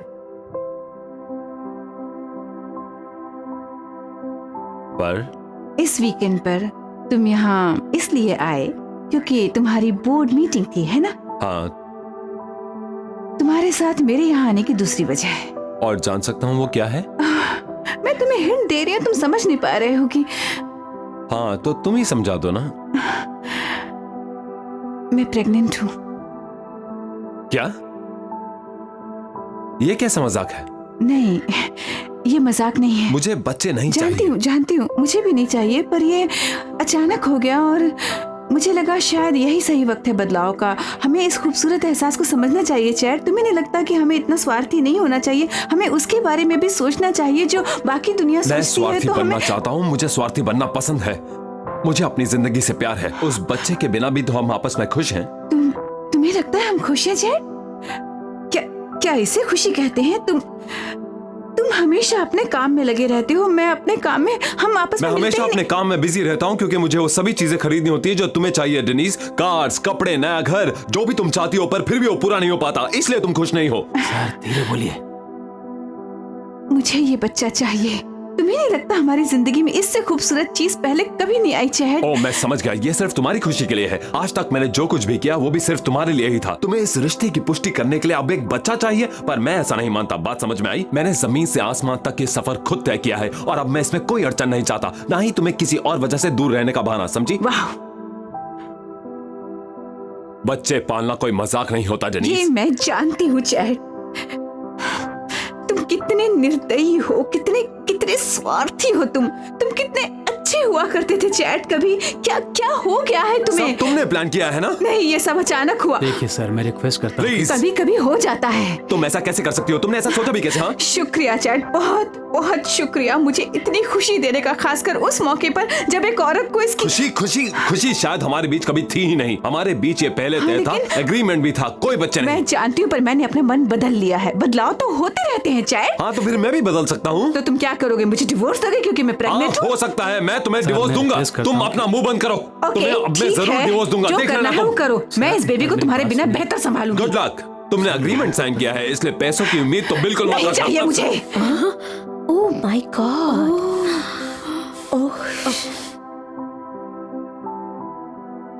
मैं ठीक हूँ, मैं बिल्कुल ठीक हूँ। मैं समझ रहा हूँ सर, आपको बिल हाँ, मैं जा रहा हूँ। बिल देने की कोई जरूरत ही नहीं है सर, आप चिंता नहीं, मैं बिना बिल दिए कैसे जा नहीं, सकता हूँ? आपको देने की जरूरत ही नहीं है सर। Oh, आप no. जाइए।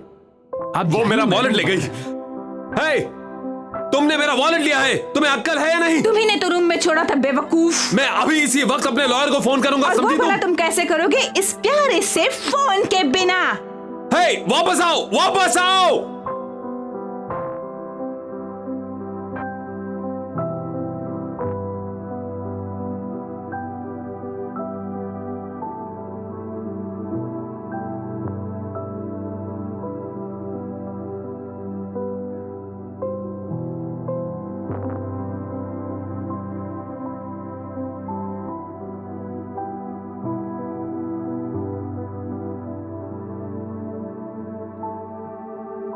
रॉन, ऑडियो लेवल चेक कर लो। Testing testing 1 2 3। आपको आवाज आ रही है मेरी? ओके, यहाँ थोड़ा पफ कर देती हूँ, बहुत चमक रहा है। डेविड, नहीं तो clear वही आ फ्रेम सा जाएंगे। चाहिए ना जो पहले था।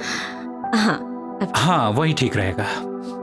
ओके दोस्तों, काम शुरू करते हैं। ओके, मैं बैठ जाती हूँ। डॉक्टर डाय, आप अपनी चेयर थोड़ी सी जरा हाँ साइड में, हाँ प्लीज। हाँ जरूर। ये देखिए अब ठीक है? जी जी, बिल्कुल ठीक, बिल्कुल ठीक। ओके, तो तैयार हो बॉब? हाँ बिल्कुल तैयार है। क्या बात है डेविड। रोलिंग। डेविड, हाँ डेविड, क्यों ना हम वहाँ से शुरू करें जहाँ वेन बदलाव के बारे में बात कर रहे थे, वहीं से हम बात को आगे बढ़ाते हैं। हाँ सही कहा, बढ़ते हैं। ओके, ये जो बदलाव है, अपनी इच्छा से मकसद तक का सफर, बीते कल से आने वाले कल तक का सफर। इसके बाद हम अपनी जिंदगी में एक ऐसा बदलाव महसूस करते हैं जिसे हम परिमाणिक बदलाव कह सकते हैं। माने ये थोड़ा भारी शब्द है इस्तेमाल करने के लिए, पर परिमाणिक बदलाव हमारी जिंदगी के वो लक्षण हैं जब हम अपनी बीती जिंदगी के तमाम तजुर्बों पर नजर डालते हैं। इसके 4 लक्षणों में से पहला लक्षण ये है कि इसमें काफी सजीवता है, खूबसूरत सजीवता। दूसरा लक्षण इस परिमाणिक बदलाव का आप कह सकते हैं वो ये है कि यह अचानक होता है। तीसरी खूबी पर नजर डालेंगे तो हम पाएंगे कि ये आपके लिए दयालु है, आप अच्छा महसूस करेंगे।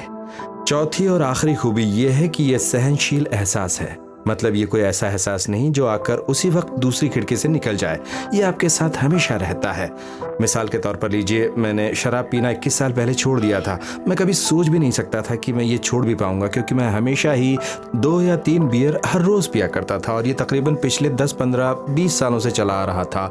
मुझे वो दिन याद नहीं जब मैंने बियर न पी हो, और मैं जानता था मुझे ये आदत छोड़नी ही होगी। और उस वक्त सुबह के 4:05 हो रहे थे। मुझे याद है आज भी, जब मैंने घड़ी में टाइम देखा था। मैं उठा सुबह, मैंने महसूस किया जैसे एक ठंडी हवा मेरे रूम में चल रही हो, ऐसी हवा जो मैंने पहले कभी महसूस नहीं की। गुलाबों की खुशबू महक रही थी। ये बात 21 साल पहले की है। मैं आप लोगों को बता सकता हूँ उस वक्त दीवार में क्या टंगा था, वहां रखे शीशे में क्या था, जैसे एक छोटा सा कार्टून लटक रहा था। मुझे अभी भी वो चीज सही दिख रही है, जैसे मैंने उसी सुबह उसे देखा हो। उस वाकये में ऐसी शक्ति थी, मैं आज तक उसे नहीं भुला पाया। मुझे याद है मैं किस तरह चौंक गया था। जो कुछ मेरे साथ हो रहा था या उसकी वजह से ये ठीक ठीक वैसा ही था जैसे किसी दूसरी शक्ति ने मुझ पर काबू पा लिया हो, और अब बस मैं उसे देखता ही रह गया। तो आप खुद को किस्मत वाला समझते हैं? कैसा हुआ? नहीं डेविड, इसमें किस्मत वाली कोई बात नहीं। अगर वो वक्त सही है जब आप एक दूसरी स्थिति में रहते हैं या किसी दूसरी जगह पर होते हैं और आपके साथ कुछ होना होता है, तो वो होकर ही रहता है। आपके जीवन में जब बुरा वक्त आता है, ऐसा वक्त जब आपको लगता है अब इससे खराब क्या होगा, लेकिन कभी कभी हम उससे भी बुरी स्थिति के लिए तैयार रहते हैं, और रहना चाहिए हमें। मैं इसका उदाहरण देकर समझाता हूँ। उस रात के पहले, जिसका मैंने अभी कुछ देर पहले जिक्र किया था, मैं अपनी पूरी फैमिली के साथ, मेरे 5 बच्चे और मेरी बीवी, हम लोग एक रेस्टोरेंट में गए। और मेरी पहले से आदत थी कि जब भी मैं किसी रेस्टोरेंट में जाता था तो 1 नहीं 2 बियर एक साथ ऑर्डर करता था। और उसकी वजह यह थी कि अगर किसी वजह से वेटर उस वक्त मौजूद ना हो जब मेरी पहली बियर ख़त्म होने पर है, तो मैं खुद दूसरी ले सकूं। तभी वहाँ के वेटर ने मुझसे कहा, सॉरी सर, हम आपको यहाँ बियर सर्व नहीं कर सकते। मैंने पूछा भला क्यों? उसने जवाब दिया, कल रात हमारे वेटर ने एक नाबालिग को बियर सर्व कर दी थी, जिसकी वजह से हमारा लाइसेंस सस्पेंड कर दिया गया है। मैंने कहा ठीक है, हम यहाँ नहीं खाएंगे। और मैंने अपने हर बच्चे को वहाँ से उठाया, फिर से कार में जाकर बेल्ट बांधी। मेरी बीवी, जिसको शायद इससे काफ़ी तकलीफ हुई, उसे अच्छा नहीं लगा, पर मुझे उससे कोई फ़र्क नहीं पड़ा, क्योंकि मुझे तो सिर्फ अपनी बियर चाहिए थी और कुछ नहीं। मुझे दूसरी बातों से कोई फ़र्क नहीं पड़ता था। मतलब मैं अपने आप को ज़्यादा अहमियत दे रहा था बाकियों की बजाय। फिर वहाँ से निकलकर हम एक दूसरे रेस्टोरेंट में चले गए। और मुझे अभी याद है उस रात जब मैं सो रहा था, ये सोचकर कि कितनी शर्मनाक हरकत की है मैंने। मेरी बीवी ने मुझसे बात करनी चाहिए थी तब, पर मैंने उसकी नहीं सुनी, क्योंकि अहम आपको अक्सर ऐसे हालातों से रूबरू कराता है। और उस रात वो एहसास जो मैंने उसी सुबह 4-5 बजे महसूस किया, उसने ना सिर्फ मेरी शराब पीने की आदत छुड़ाई बल्कि मेरी पूरी जिंदगी ही बदल कर रख दी, वो भी कई मायनों में। और ये तभी हुआ क्योंकि मैं इसके लिए तैयार था। तुम्हें यकीन नहीं हो रहा है ना? ये तो ऐसा ही है जैसे आप कहीं भूखे बैठे हों और खाना खुद आपके पास चला आए।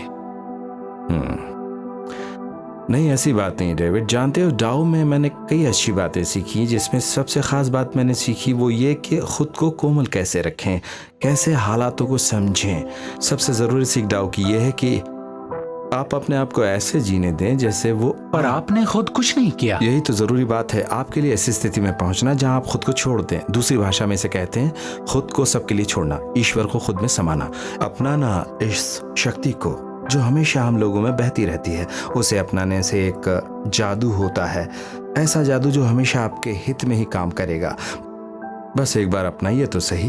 अगर आप बस अपनी जिंदगी में दखल अंदाजी बंद कर देंगे और बस खुद को बहने देंगे, अगर आप इस स्थिति तक पहुंचने में कामयाब होते हैं तो फिर जीत आपकी समझिए कि आप पहुंच गए हैं।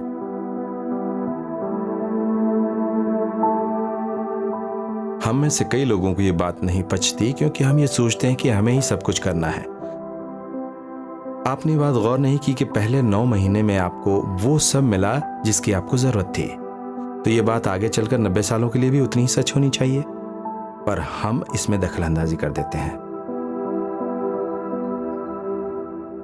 जब मैं 19 साल का था तब मैं यूनाइटेड स्टेट्स की नेवी में बतौर सैनिक था और मुझे मेरा असाइनमेंट मिला कि मुझे एयरक्राफ्ट ले जाने वाला USS रेंजर ज्वाइन करना है। और वो उस वक्त था जब क्रूज जापान जा रहा था। फिर मैं एक USS वेगा नाम के ठंडे जहाज में बोर्ड हुआ कैलिफोर्निया के एक पोर्ट से। और जैसे ही मैं उस जहाज पर चढ़ा अपना 29 दिन लंबा सफर तय करने, जो प्रशांत महासागर को पार करके खत्म होता, मेरे अंकल बिल वैलैक जो एक स्कूल टीचर थे हार्वर्ड कैलिफोर्निया में, उन्होंने मुझे एक किताब थमा दी। और वो किताब थी जिसमें लियो टॉल्स्टॉय की कहानियों का संकलन था। उन्होंने सिर्फ महान उपन्यास या सजीव कहानियां ही नहीं बल्कि कई अध्यात्म से जुड़ी किताबें भी लिखी थीं। उन्हें उस वक्त रूस की आत्मा कहा जाता था। और इस संकलन में पहली कहानी का नाम था the death of Ivan Ilyich. Ivan Ilyich एक जज था जो मॉस्को में रहता था। इस कहानी की सबसे खास बात थी उस जज का उसकी बीवी से संबंध, जिससे वो हकीकत में नफरत करता था क्योंकि वो उसके काम में ज्यादा मसरूफ रहता था। वो सोचता था कि उसकी बीवी उसे ये सब करने के लिए मजबूर करती है क्योंकि समाज में ये सबसे जरूरी चीज है, जिसकी वजह से वो अंदर ही अंदर गुस्से से भरा पड़ा था। कहानी की शीर्षक death of the Ivan Ilyich से ऐसा लगता है मानो इसमें उसकी मौत हो जाएगी, और ऐसा होता भी है। इवान एलिच अपनी आखिरी सांसें गिन रहा होता है और उसकी बीवी ने उसका हाथ पकड़ा होता है, उसी ने जिससे उसने जिंदगी भर नफरत की, और वो उसकी आंखों में दिखता है और उसके आखिरी शब्द मुंह से निकलते हैं, शायद मैंने अपनी पूरी जिंदगी में कभी सही नहीं कहा था, और वो मर जाता है। कहानी से मैं हिल गया था, सहम गया था, और मैंने उसी से मैं पैड से एक पेपर निकाला और अपने खुद के लिए एक लेख लिखा जिसमें लिखा, डियर वैन, तब तक मत मरना जब तक खुद को व्यक्त न कर दो। और मैं जिंदगी भर इसी के मुताबिक चला। जब आप मरते हैं तो आप उसी महान शक्ति की तरफ लौट जाते हैं और आप ऐसे जहां में होते हैं जहां बस प्यार ही प्यार होता है। डाउ के मुताबिक आपको वो जहां पाने के लिए मरने की जरूरत नहीं है। अगर आप अपने अहम को मार दें तो आप उस जहां को यहीं पा सकते हैं। ये सजीवता, आश्चर्यजनक, दयावान और सहनशीलता जो प्रामाणिक बदलाव की खूबियां हैं, जिसकी वजह से हम मूल बदलाव महसूस करते हैं, ये एक लक्षण है जिससे पता चलता है आप उस शक्ति को पा रहे हैं। आप मृत्यु से जीवन की ओर बढ़ रहे हैं। अपनी खोई हुई जिंदगी से दोबारा जुड़ने का एहसास है ये। ग्रीक में एंथुसियाज्म का मतलब कुछ यूं है, एंथियोसियाज्म, जिसका मतलब ईश्वर आपके अंदर है।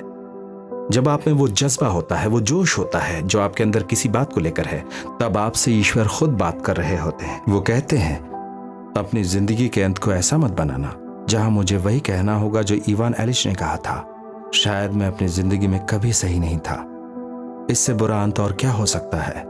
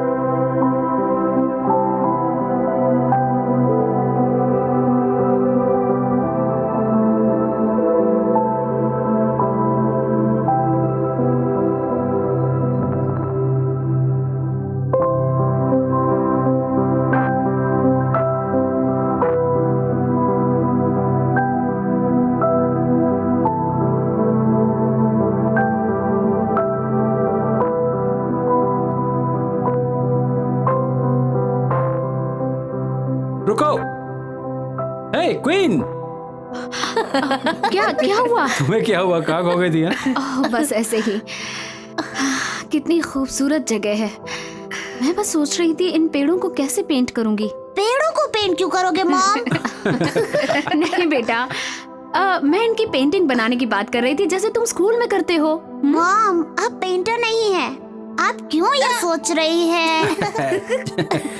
चलो अब हम उस पत्थर पर चढ़ेंगे। चलो जल्दी। कौन पहले पहुंचेगा? नहीं, मैं मैं पहले।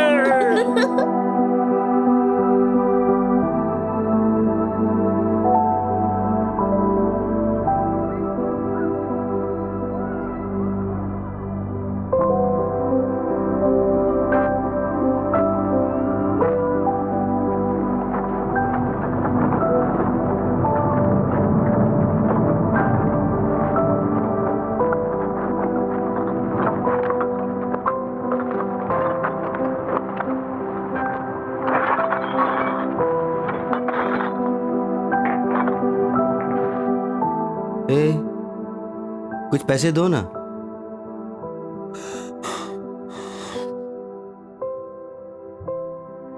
ईश्वर तुम्हारा भला करे। क्या? मैंने कहा ईश्वर तुम्हारा भला करे। पर क्यों कहा? मैंने तो तुम्हें पैसे दिए ही नहीं। तुम्हारे पास पैसे हैं? इस वक्त नहीं है। तुम्हारे पास? टैक्सी के किराए के लिए भी नहीं। ये लो, ये रख लो, शायद कुछ काम बन जाए। थैंक्स।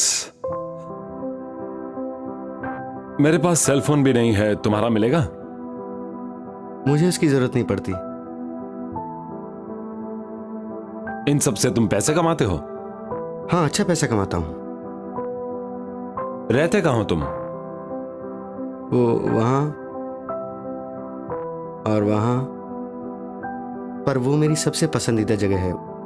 उस पेड़ के नीचे, वो सबसे पसंदीदा जगह है। वो पेड़ और मैं अच्छे दोस्त हैं। अच्छी बात है। जानते हो तुम्हें क्या करना चाहिए? ये कुछ बॉटल ले लो, इससे थोड़ा पैसा मिल जाएगा। वहां उधर एक मशीन है जहां ये बॉटल डालो और वो पैसे देती है आपको। थैंक्स। शायद उससे मैं एक फोन खरीद सकूं।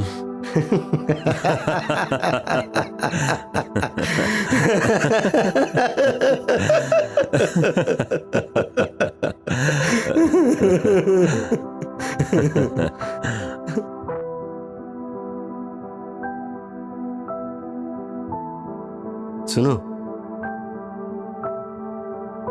तुम्हारे पास कुछ पैसे हैं?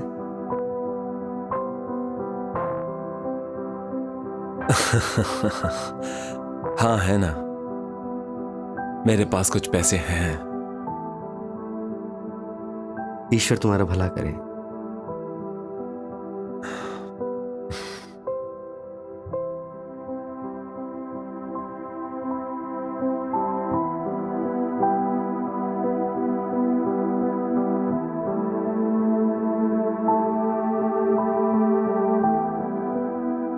कभी कभी ऐसे हालात भी आते हैं जब आपका जमीनी हकीकत से सामना होता है। सब कुछ आम लगने लगता है। आपका अहम आप पर और हावी नहीं होता।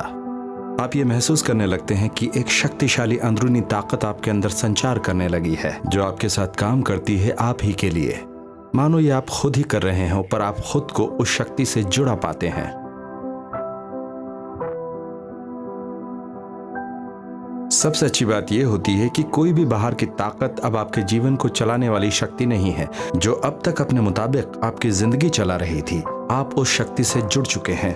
और यह ठीक वैसा ही है जैसे कोई आत्मिक शक्ति, जिसे आप ईश्वर कहें, डाओ कहें या कुछ भी कहें, वो मानो खुद आपसे कह रही हो, तुम जो काम करने यहाँ आए हो वो करो तो सही। मैं हमेशा तुम्हें मुश्किल पलों से निकालने के लिए हूँ, चाहे मुश्किल कितनी भी बड़ी क्यों ना हो। देखा जाए तो वो मुसीबत इस शक्ति के सामने कुछ भी नहीं होगी। हाँ, मैं बोल रहा हूं, प्लीज मेरे लिए मॉनरे मोटर्स पर एक कैब भिजवा देंगे? हाँ, थैंक यू वेरी मच।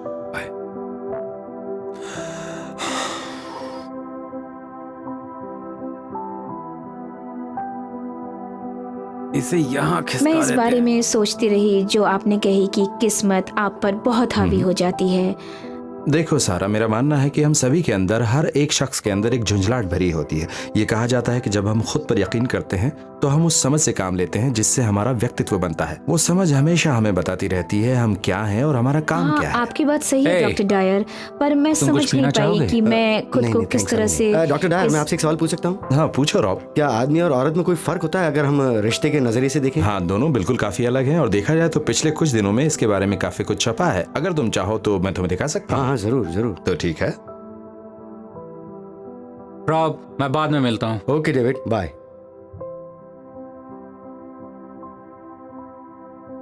ये देखो क्या कमाल की स्टडी है ये देखो मैंने काट कर रखी है। इसमें उस पल की बात कही गई है जब आपके अंदर भारी बदलाव आता है। इसमें 4 खास भागों में औरतों और आदमियों के पहले और बाद के पहलुओं को समझाया है और इसके तहत दोनों आदमियों और औरत को उनकी 4 सबसे जरूरी चीजों की सूची बनाने को कहा, ज्यादा जरूरी से कम जरूरी के क्रम में। तो आदमियों के लिए सबसे जरूरी और खास गुण जो उन्होंने सीखा है वो है ढेर सारा पैसा कमाना, बहुत ही पैसा कमाना। वैसे ये बात इतनी चौंकाने वाली भी नहीं है, क्योंकि एक मर्द होने के नाते हमें बचपन से ये सिखाया जाता है कि हमारा काम है घर चलाना, सबका ख्याल रखना। और दूसरा सबसे जरूरी गुण आदमियों में था खुद को सही साबित करना, पूरी दुनिया को एक झटके में जीत लेना, एक ही मर्दानगी झटके में। दिखाना। हाँ, कुछ इसी तरह के जोखिम भरे काम करना। तीसरी बात थी सफलता पाना। बात तो सही है, हमें बचपन से ही ये बताया जाता है तुम वही हो जो तुम करते हो, जो तुम हासिल करते हो, जो तुम मेहनत करके पाते हो। चौथी बात थी सुख की प्राप्ति। और हो भी क्यों ना, आदमी को कई बार जरा सी बातें भी काफी अच्छी लगती हैं। एक और जरूरी बात थी, वो है इज्जत पाना। हम सभी जानते हैं हमारे लिए इज्जत कितनी मायने रखती है। याद है जब हम बचपन में थोड़ी सी बातों पर लड़ जाया करते थे। यही हम मर्दों की सबसे अहम बातें हैं।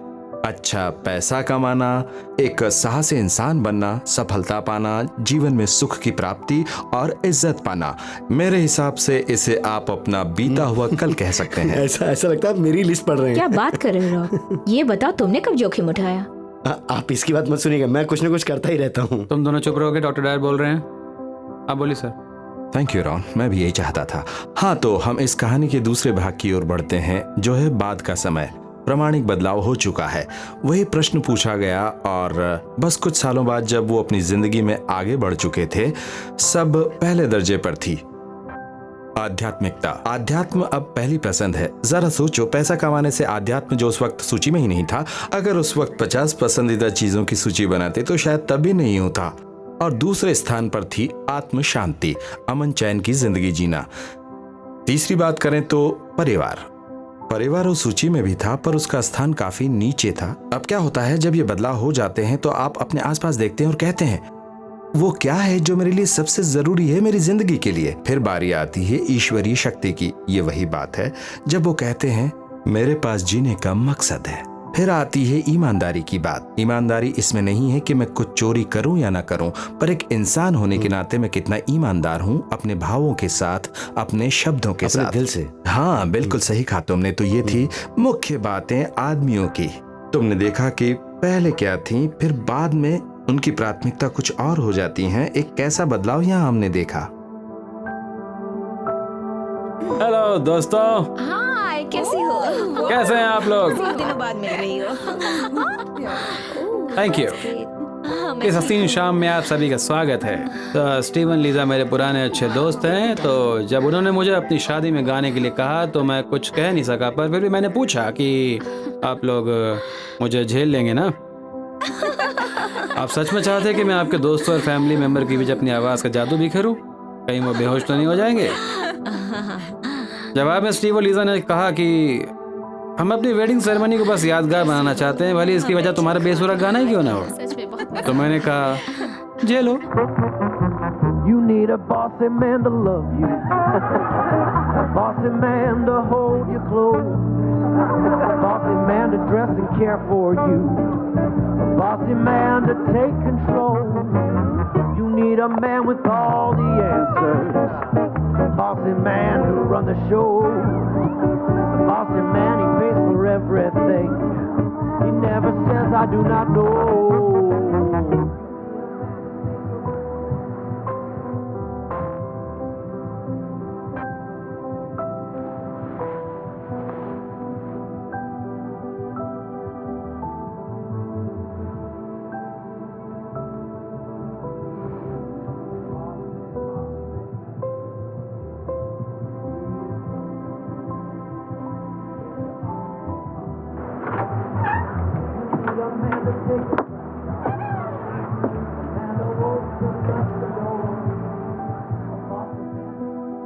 अच्छा एक बात मैं जानता हूँ तुम क्या पूछोगी। वो मैं पहले ही बता सकता जरा हूँ। औरतों के बारे में बता दीजिए। अच्छा, औरतों के लिए प्रामाणिक बदलाव से पहले की स्थिति काफी आश्चर्यजनक है।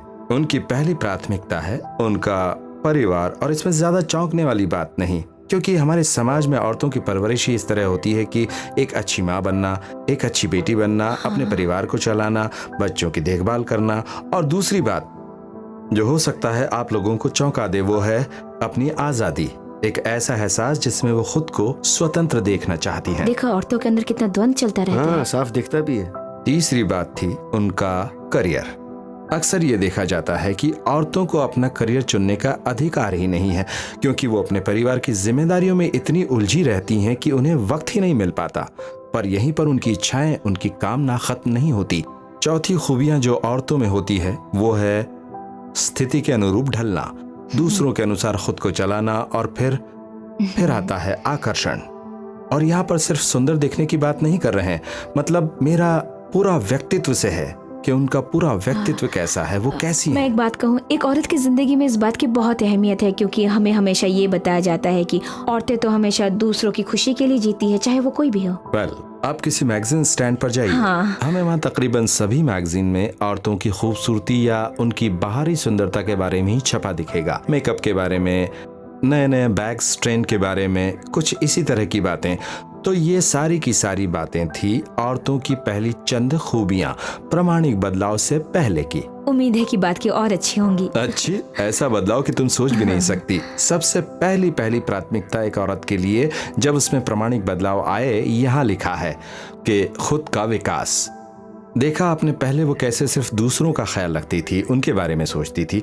अचानक से वो एक आम इंसान के बारे में सोचती है, एक इंसान के तौर पर वो कैसे आगे बढ़ रही है। दूसरी बात वो है स्वाभिमान का एहसास।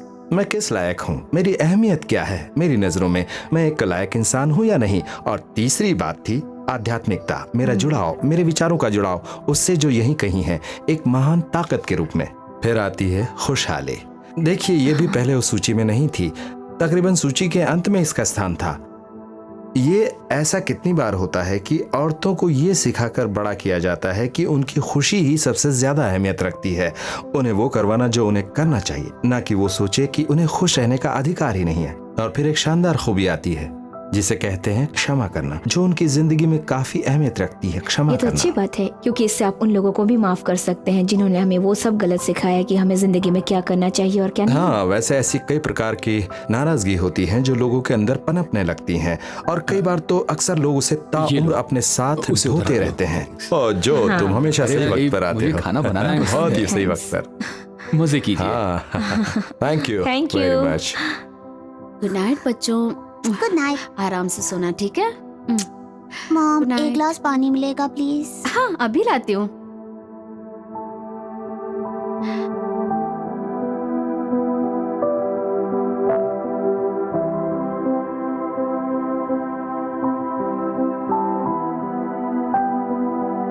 जिसन ये सब क्या है? ये पेंसिल्स, पेपर्स, ये यहाँ पहले नहीं थी। पता नहीं, मैंने नहीं रखी।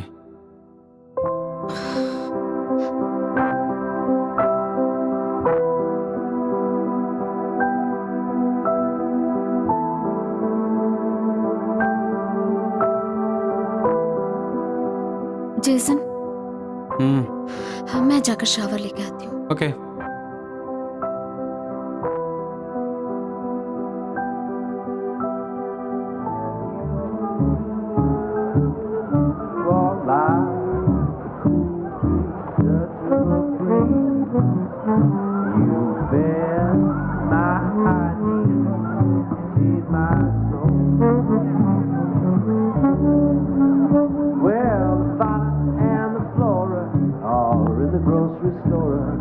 Someone's getting rascally and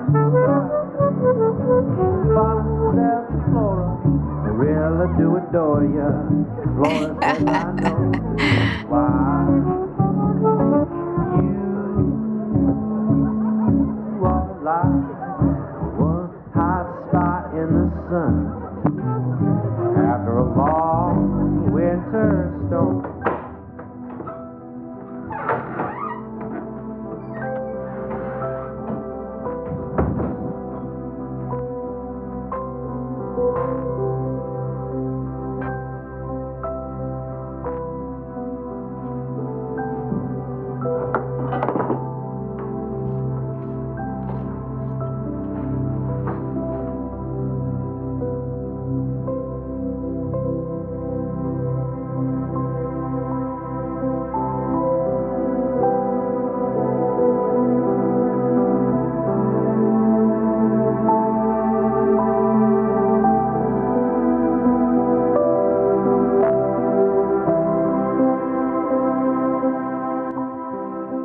मैं तुम लोगों को एक बात बताना तो भूल ही गया, मेरी जिंदगी में जो चमत्कार हुआ मेरे साथ, वाकई असली हाँ, चमत्कार। मेरे लिए तो वो एक वाकई वास्तविक चमत्कार था।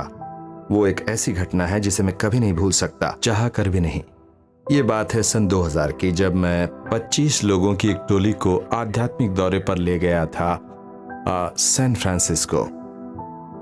मैं वहां कई बार जा चुका था, और तो और मैं एक आध्यात्मिक किताब भी लिख चुका था जिसका शीर्षक था आध्यात्म से हर मुश्किल का निदान, और मैंने उसके बारे में तकरीबन 2 घंटे तक अपना भाषण दिया। फिर हम कई जगह घूमे, जैसे सैन फ्रांसिस, कुछ पवित्र स्थल और कई चमत्कारिक चीजों से रूबरू हुए। अगली सुबह हमें एक सान डामियानो नाम की जगह का भ्रमण करना था। वहां हमें देखना था सेंट क्लेयर को, जो पहली महिला थी जो सैन फ्रांसिस्कन का हिस्सा बनी। वहां 3री मंजिल पर बेडरूम था, ठीक वैसे ही जैसे 13वीं शताब्दी के घरों में हुआ करते थे। हमारी उसी टोली में एक जवान लड़का था, तकरीबन 21 साल का। जॉन नाम से। उसके पाँव में कुछ प्रॉब्लम थी, जिस वजह से उसके दोनों पैरों में भारी भारी रॉड्स बंधी थीं। हमें 3री मंजिल तक जाना था, और वो सीढ़ियां भी घुमावदार थीं, और हमें अगर सेंट क्लेयर का बेडरूम देखना था तो उन सीढ़ियों को तो चढ़ना ही था। जॉन को जब वो सीढ़ियां चढ़नी पड़ती थी तो उसे अपना पाँव कुछ इस तरह उठाना पड़ता। ओह, कितनी मुश्किल हो रही है। फिर जब दूसरे पायदान के लिए इस तरह चढ़ता, और तब जाकर एक पायदान चढ़ पाता, और दोनों पाँव एक एक करके बढ़ाता। जैसे ही हम ऊपर चढ़ रहे थे और सीढ़ी के संकरे भाग की तरफ पहुंचे तो वो अपना पाँव ऊपर नहीं रख पाता, क्योंकि उसका पाँव बस इतना ही उठ पाता, और ना ही उस तरह वो नीचे उतर सकता था, और वो भी मुश्किल भरा काम होता। इस तरह वो फंस गया। मैं उसके ठीक आगे था। वो रुक गया और कहा, वैन, मैं मुसीबत में हूँ, मैं ऊपर नहीं चढ़ सकता, क्योंकि यहाँ पर इतनी जगह नहीं है कि मैं पकड़कर अपने पाँव ऊपर रख सकूं, ना ही यहाँ से नीचे जा सकता हूँ। मैं करूँ तो क्या करूँ? और उसके पीछे बाकी सब लोगों की लाइन लगी थी। Old people don't whisper, 'cause old people can't hear. We'll just talk louder and louder, year after year.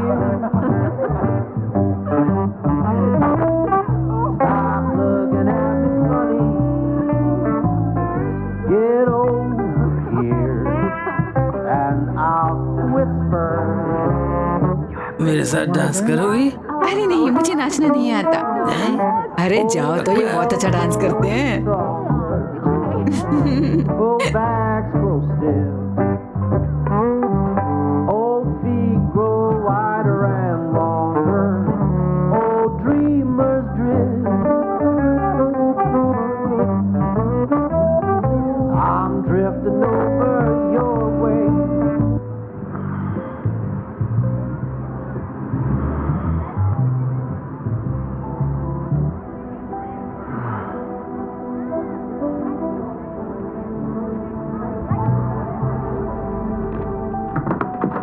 Denise?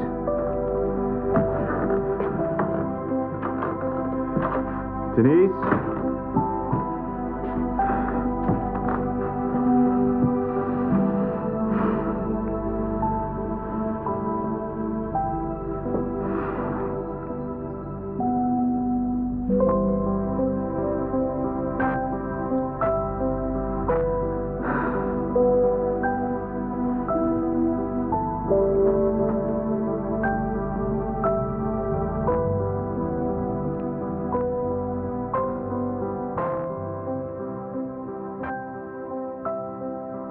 तो मैंने उससे कहा कि जॉन, मेरे पास अब यही एक चारा है कि मैं तुम्हें अपनी पीठ पर बांध दूं, और तुम अपने हाथों से मुझे ऐसे पकड़ लेना और मैं तुम्हें ऊपर तक ले जाऊंगा। और एक बात जो मैंने आप लोगों को नहीं बताई वो ये कि इस दौरे पर जाने से पहले मेरे इस घुटने पर गहरी चोट लगी थी। बताना चाहूंगा, मैंने इसे कई ऑर्थोपेडिक सर्जन्स को दिखाया। सब ने मुझे ये सलाह दी कि आज नहीं तो कल घुटने को बदलना ही पड़ेगा क्योंकि हड्डी में कुछ खराबी आ गई है। तो वो जैसे ही मेरी पीठ पर आया, और हाँ, जॉन का वजन रहा होगा तकरीबन 240 पाउंड, तो वो चढ़ा। तो जैसे ही मैं अगले 3 पायदान चढ़ा तो मुझे लगा मेरा घुटना उखड़ने वाला है और हम सब इसी वक्त नीचे गिरने वाले हैं। और जानते हो, उसी वक्त मेरे दिमाग में कल के लोकल न्यूज़पेपर की हेडलाइन गूंजने लगी कि एक आध्यात्मिक गुरु की वजह से 30-40 लोगों की सीढ़ी से गिरकर मौत हो गई। तो जैसे ही मेरा घुटना जाने लगा, उसी पल मैंने अपने सामने सैन फ्रांसिस की छवि देखी। मैंने मन ही मन उनकी कल्पना की। वैसे उन्होंने कुछ बोला नहीं, पर उन्होंने मेरी तरफ इशारा किया कुछ इस तरह से। वो कह रहे थे खड़े हो जाओ, और अचानक मुझे ठीक वैसे ही गुलाबों की खुशबू आने लगी जिसका मैंने पहले जिक्र किया था। वो प्रमाणिक बदलाव। हाँ, बिल्कुल सही कहा तुमने। तो मैं खड़ा हो गया और सीढ़ियां चढ़ने लगा। जॉन पीठ पर ही था और मुझे घुटने पर कुछ महसूस नहीं हो रहा था।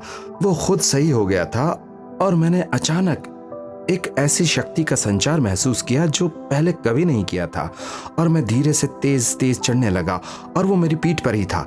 और फिर मैं दौड़ने लगा। मैं ऊपर चढ़ रहा था। वहां मेरी बीवी मुझसे कह रही थी, ये आपको क्या हो गया है, क्या कर रहे हैं आप? बाकी सब लोग भी भौचक्के होकर देखने लगे। मैंने कहा क्या क्या कहता, समझ नहीं आया। वो तो एक चमत्कार था। और फिर मैंने महसूस किया मेरा घुटना पूरा ठीक था, ना ही उसमें दर्द था ना ही लचक थी। वो उसी वक्त ठीक हो गया। उसके बाद ना किसी डॉक्टर को दिखाया और ना ही सर्जन की सलाह ली। वो पल था जिस पे मैंने खुद पर जीत पा ली थी।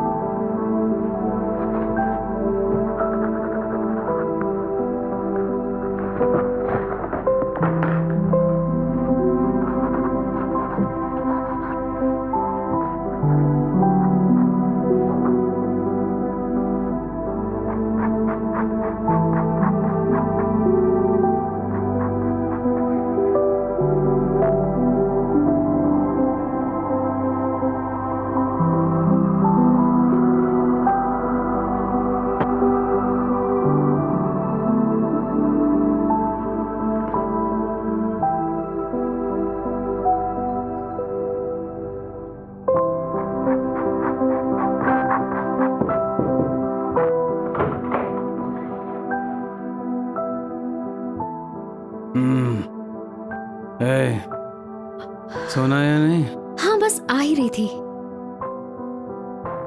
अब तक क्या कर रही थी? नहीं, कुछ नहीं। मुझे लगा शावर ले रही हो। हाँ, ले लूंगी। अब तक नहीं लिया? बस लेने ही वाली थी, तभी कुछ और करने लगी। क्या कर रही थी? कुछ नहीं। तुम ठीक तो हो ना? क्या मतलब? नहीं, ऐसा लगता है कि कुछ उलझन में हो, इसलिए पूछा कि तुम ठीक तो हो। मैं ठीक हूँ, तुम फिक्र मत करो। मुझे फिक्र हो रही थी। नहीं, बस देख रहा हूँ। जैसे नहीं। मेरे देखने से क्या हो मैंने जाएगा? कहा ना, नहीं। अरे तुमने बनाया होगा तो मुझे अच्छा ही लगेगा ना। तुम यहाँ से जा नहीं सकते। क्वीन, मैं बस देख। जाओ जेसन, प्लीज जाओ। और पता है, वैसे भी ये कोई मायने नहीं रखती। खैर, छोड़ो अब ये सब।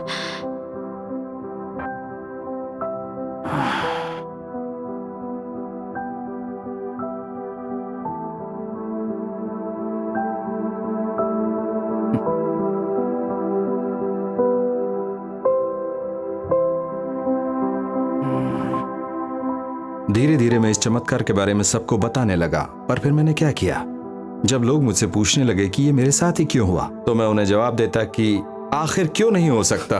मैं वैन डायर जो हूँ जिसने इस बारे में पूरी एक किताब लिखी है, और तो और चमत्कार मैं तो होना ही था। हाँ, आप जो चाहे समझें। सही मायनों में मैं ये मानता हूँ कि एक खास चीज है जो मेरी जिंदगी में हुई।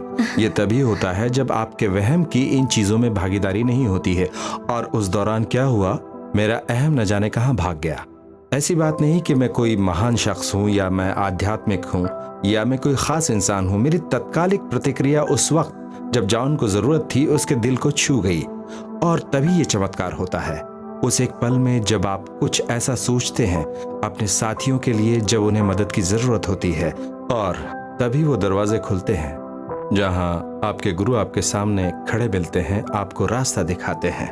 और हाँ, उन दरवाजों को खोलने का सबसे सही तरीका है अपने बारे में भूल जाएं और जाकर दूसरों की मदद करो। मदद ही सबसे बड़ा कर्म है। आप जानते हैं, सबसे बड़ी गलती है जब लोग कहते हैं कि मैं जो अपनी जिंदगी में चाहता हूँ उसकी तरफ आकर्षित होता हूँ।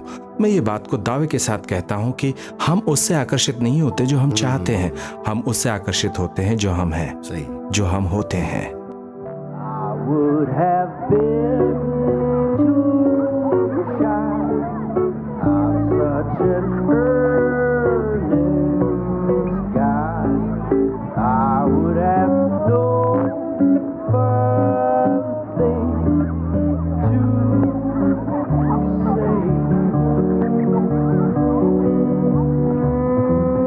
We ran such different circles, my baby.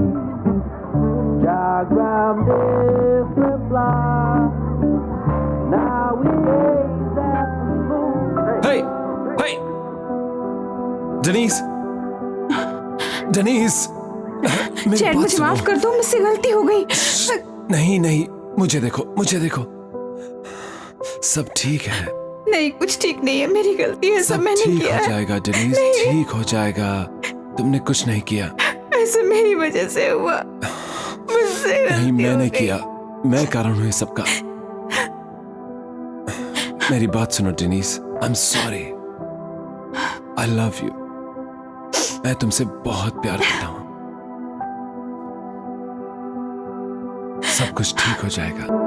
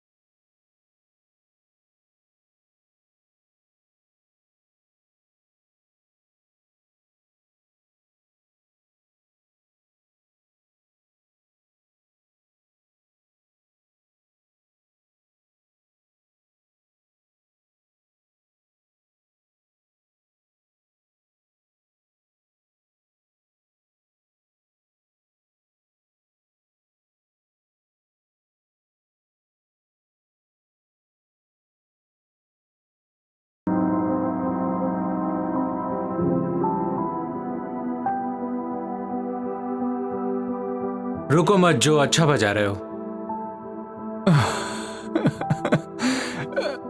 शुक्रिया। इतनी जल्दी कैसे उठ गए? अभी तो सुबह भी नहीं हुई। नींद ही नहीं आ रही थी। इस प्रोजेक्ट में मजा नहीं आ रहा? नहीं, वो बात नहीं है। ये फिल्म तो आसान है।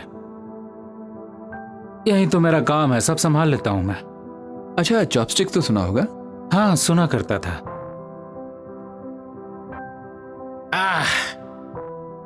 मुझे मेरे पुराने दिनों की याद दिला रहा है, जब मैं आदर्शवादी था, अपना नाम बनाना चाहता था दुनिया में। ओह, ऐसा मत कहो, तुम काफी मशहूर हो। सब ऐसा ही कहते हैं दोस्त, मुंह में कुछ और पीठ पीछे कुछ और। तुम ऐसा क्यों सोचते हो? ये हमेशा सच नहीं होता। मेरे साथ तो यही हुआ। एक शख्स जो पहले मेरी फिल्म फाइनेंस कर रहा था, अब उसने मना कर दिया। वो पैसा लगाते हैं जहां टैलेंट नहीं होता, जिनके पास टैलेंट है उनके पास पैसा नहीं। उन्होंने मुझे ही मेरी फिल्म से निकाल दिया, मेरे पास कुछ नहीं बचा। वाकई अब तो लगता है पेशा ही बदल लूं। ये हुई ना बात।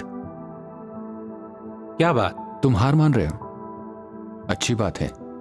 ये तुम कैसे कह सकते? इस पर किसी का वश नहीं चलता। हाँ, और एक वहां है जादुई बात करने वाला। कैसा जादू? किसकी बात कर रहे हो?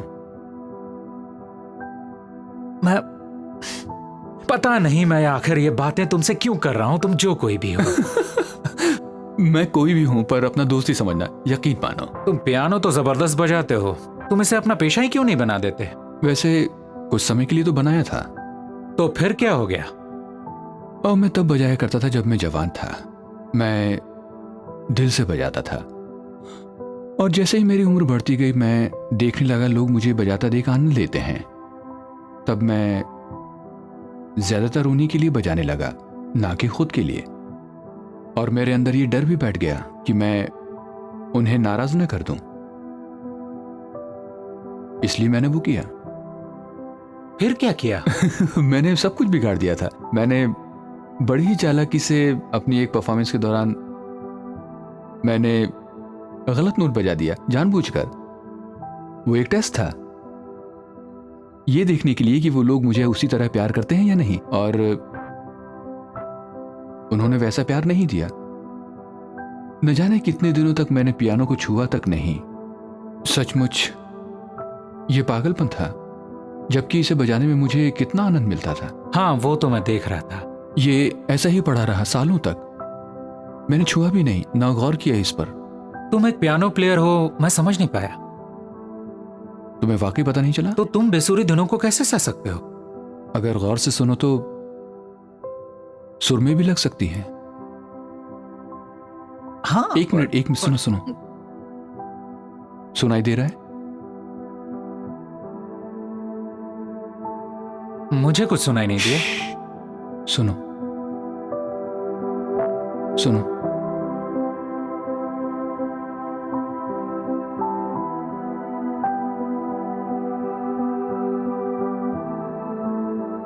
सुरीली धुन है, पसंद आई। मुझे भी पसंद है। तुम ये अभी बना रहे हो ना? हाँ, नहीं, थोड़ा थोड़ा कह भी सकते हैं और नहीं भी। क्या मतलब? क्योंकि मैं कर ही यही सकता हूं। तो तुम म्यूजिक बनाते हो? नहीं, बना ही नहीं सकता। तो क्या झूठ बोलते हो? नहीं, मैं तो बस सुनता हूं। सुनते हो? मैं सिर्फ सुनता हूं और वही बजाता हूं जो सुनाई देता है। मैं कोई दुनिया से परे नहीं बजाता, बस खुद ही बजते जाता है। खुद ब खुद ही बजता है? हाँ, सही समझे। मैं तो बस जरिया हूं। कभी कभी ऐसा होता है, आप ध्यान देते हैं, मन लगाते हैं, तो संगीत खुद ब खुद बजता है। तुम्हारे अंदर का संगीत।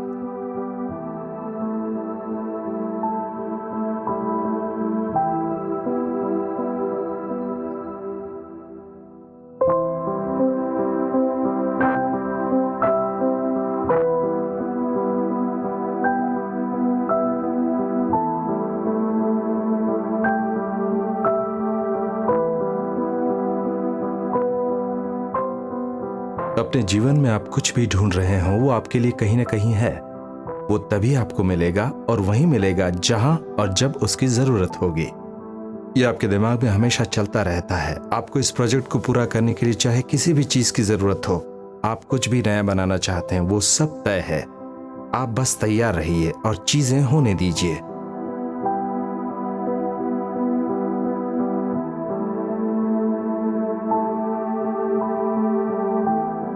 अपने हाथों को ऊपर करो, थोड़ा फैलाकर घुटने को जोड़ो, बिना मोड़े, धीरे धीरे झुकें, दाएं बाएं घुटनों को। हाँ नहीं, यहाँ से कुछ भी शूट नहीं हो पाएगा। धीरे धीरे कोशिश और क्यों? बढ़ाइए। अरे ये काला शीशा जो है। हमें किसी न किसी तरह शूट तो करना ही होगा, कोई चारा नहीं है हमारे हाँ, पास। मैं कोई डायरेक्टर नहीं हूँ। देखो डेविड क्या चाहता है मुझे क्या पता।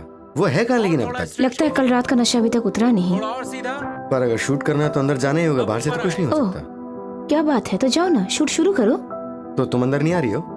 मैं हाँ। कैसे जाऊँ, अंदर का टेम्परेचर 200 डिग्री तक होगा। ओह अच्छा, तो तुम्हारा क्या ख्याल है? फिजूल में पूछ रहे हो? मतलब कैमरामैन होने की सजा मिल रही है मुझे। हाँ ठीक। जाओ मेरे हीरो। चलो भाई, जाता हूँ अंदर। अब और तो दोनों क्या है? हाथों को दोनों तरफ फैलाएं, सर को घुटनों तक लाने की कोशिश करें। हे गुड मॉर्निंग। Good morning. सुबह सुबह लोकेशन देखने चला गया था। क्या कहा? यकीन नहीं करोगे, सारा क्या कमाल की जगह है, समंदर के किनारे। इसलिए इस प्रोजेक्ट के लिए? हाँ, और नहीं तो क्या। क्या बात है। इस कांच को थोड़ा साफ करना चाहिए। अब रहने भी दो, अब इसमें अपनी क्रिएटिविटी मत दिखाओ तुम। बड़ा जोश में लग रहे हो डेविड। हाँ, पूरे जोश में हूँ, मुझे संगीत जो सुनाई देने लगा है। ये क्या बहकी बहकी बातें कर रहे हो ये तुम? बताओ, रॉब अकेला वहाँ क्या कर रहा है? कुछ टॉर्चर हो रहे लोगों को शूट कर रहा है। हाँ। मैं उसे ऐसी स्थिति में अकेले नहीं छोड़ सकता। तुम लोगों को आना है तो आओ। तुम वाकई में चाह रहे हो? अपने घुटनों को मोड़िए। ये वाकई अंदर का यकीन नहीं होता। हम ऐसी दुनिया में रहते हैं जहां सब कुछ मुमकिन है, कुछ भी नामुमकिन नहीं। एक दैवी ये पराशक्ति जो हमेशा मदद करती है।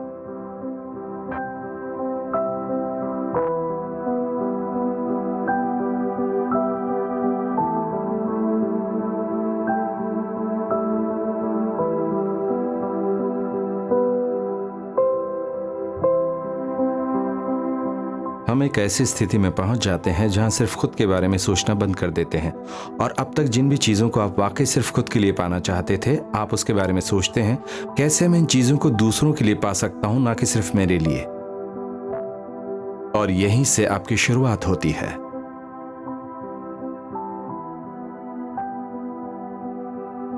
एक खास बात जो तब होती है जब आप अपने अहम को पीछे छोड़ देते हैं, वो है अपने हक को पीछे छोड़कर नम्रता का रुख अपनाना। आप महसूस करते हैं आप तो किसी चीज के हकदार हैं ही नहीं, वो तो सब अहम था। तो बुनियादी तौर पर सच्चाई ये है कि आप जहां से आए हैं आप वहीं हैं। अगर आप दैवत्व का हिस्सा हैं तो आप भी दैवीय हैं। अगर आप अपने दोनों हाथ ऊपर करें और कहें ये हाथ ऊपर वाले के हैं, तो वो इन हाथों से क्या करेगा? वो तो बस देता रहेगा, क्योंकि सिर्फ उसे लुटाना आता है। हाय। तो कैसे हो दोस्त? कल से थोड़ा ज्यादा बेहतर। ये तो अच्छी बात है। कभी कभी एक दिन भी काफी बदलाव ले आता है। वो क्या है कि मैं फूलों की दुकान ढूंढ रहा था जहां से मैं कुछ फूल खरीद सकूं। दरअसल अपनी बीवी को देना चाहता हूं। मेरे पास भी फूलों की वैरायटी है, चाहो तो देख लो। सचमुच? और क्या। बेशक मैं इन सबका बिजनेस नहीं करता, पर फूल कमाल के हैं, खुशबू से भरे हुए। मेरी बीवी को फूलों की खुशबू पसंद है।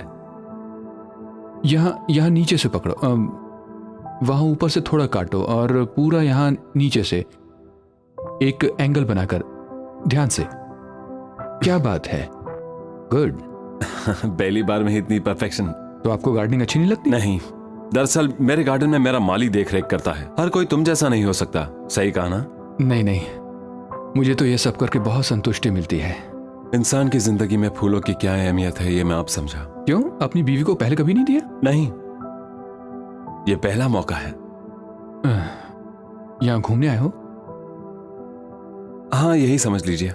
जानते हो, यहाँ कुल मिलाकर गुलाबों की 200 प्रजाति पाई जाती हैं, और अगर हम गुलाबों के डेटाबेस पर नजर डालें तो कुल मिलाकर 6000 प्रकार के गुलाब इस दुनिया में मौजूद हैं। है ना आश्चर्य की बात? Thank you very much. बदले में कुछ दे सकता हूँ? नहीं, कोई जरूरत नहीं। पक्का? जा सकते हो। मैं इस जगह के मालिक से आपकी तारीफ जरूर करना चाहूंगा। वो आपने कर दी। आप ही यहाँ के मालिक हैं? क्यों, लगता नहीं ना? मुझे माफ कर दीजिए, मुझे लगा कि आप यहाँ के माली हैं। ऐसी गलतफहमी होती रहती है। आप पौधों को पानी दे रहे थे, इसलिए। पौधों को शायद पानी ही दिया जाता है। हाँ, दिया जाता है। Thanks a lot.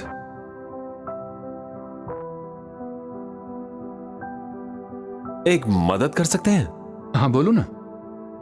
मैं यहाँ एक बोर्ड मीटिंग के लिए आया था। हाँ, वो मीटिंग यहाँ कल से चल रही है। हाँ, और मुझे ये उनके डायरेक्टर को देना है, पर वो पता नहीं किस रूम में ठहरी है। हाँ, कोई बात नहीं, मैं ढूंढ लूंगा। तो मैं सोच रहा था कि अगर आप ही उन्हें दे दे तो। हाँ, क्यों नहीं? कोई खास लेटर है? नहीं, बस कुछ कागजात हैं। ठीक है। और अगर दोपहर में मेरे जाने के बाद देंगे तो मेहरबानी होगी। ओके, जैसा कहो हो जाएगा। Thank you very much.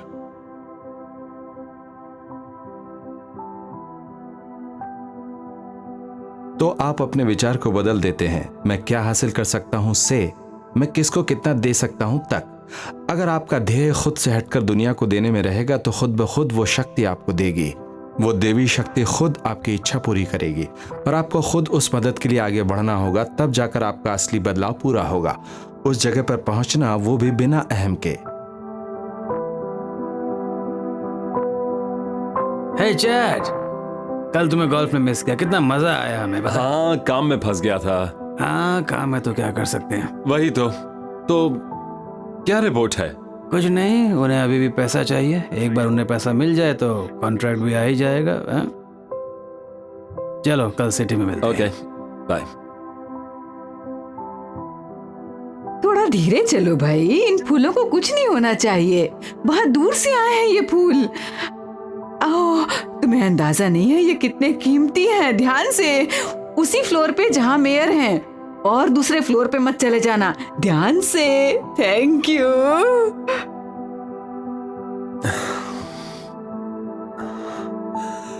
अगर बेटी हुई तो रोज नाम कैसा रहेगा?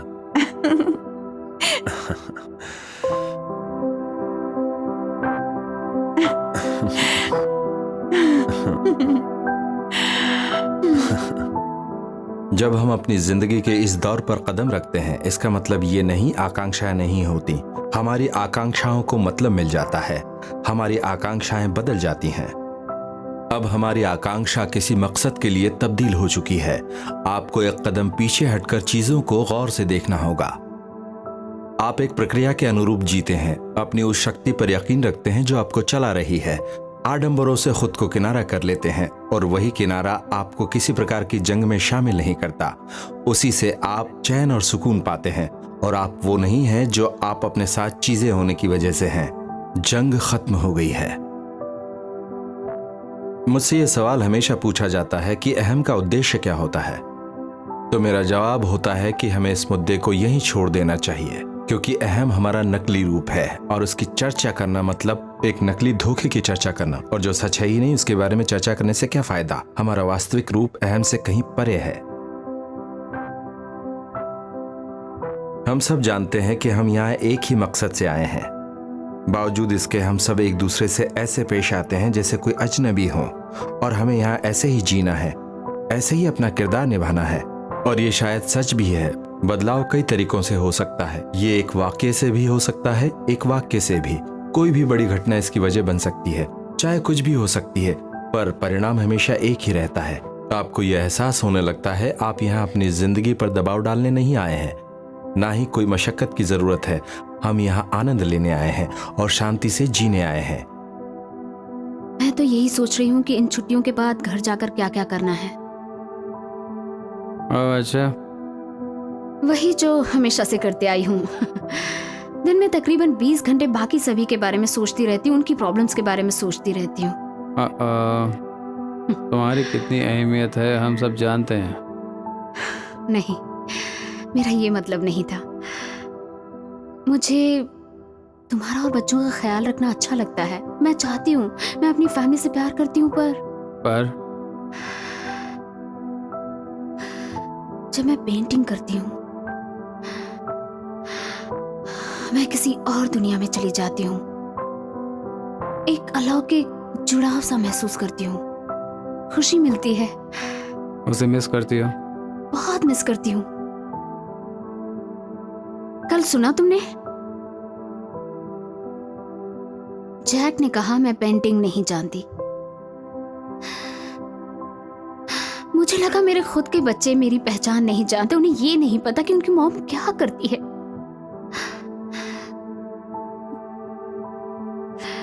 तो करो ना।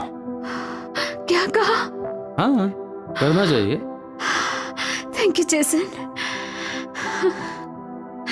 मैं यहाँ रहना चाहती हूँ, क्या?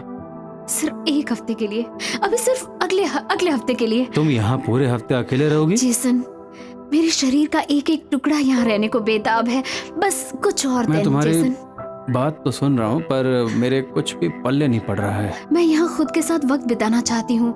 मुझे खुद को फिर से समझना होगा, जिसके लिए मुझे एकांत चाहिए।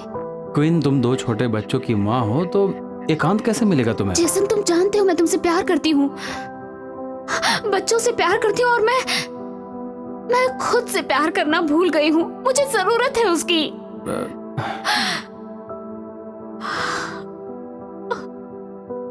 ठीक है, बस एक प्रॉब्लम है। अब मुझे वो सब करना पड़ेगा जो तुम करती हो। जेसन, बस एक हफ्ते की बात है, तुम संभाल लोगे। उसके बाद मैं नॉर्मल तो रहूंगा ना? उसकी गारंटी नहीं दे सकती। ये बात ठीक नहीं है, तुम धोखा दे रही हो, ये गलत है। तुम जानते हो तुम क्या करते रहोगे? क्या? कपड़े धोना। देखना, तुमसे बहुत कपड़े धुलवाऊंगी मैं। ओके, देखते हैं। मुझे तो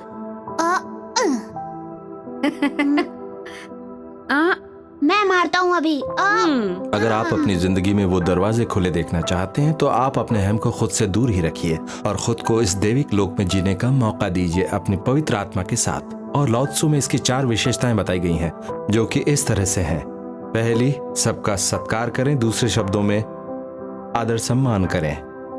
दूसरी बात है ईमानदारी, जिसे हम सच्चाई का दूसरा रूप मानते हैं। तीसरी है कोमलता, जो अपने आप में ही भद्रता की निशानी है। चौथी है सहायता करना, जिसे हम किसी के लिए अपनी मदद करके पूरा कर सकते हैं। लाओ त्सु की ये 4 पहलू हैं जिसके अनुसार हमें अपना जीवन बिताना चाहिए। मशहूर शायर हफीज ने एक बहुत ही खूबसूरत बात कही है। उन्होंने कहा है, इतने लंबे अरसे के बाद भी सूरज कभी पृथ्वी को अपना ऋणी नहीं मानता।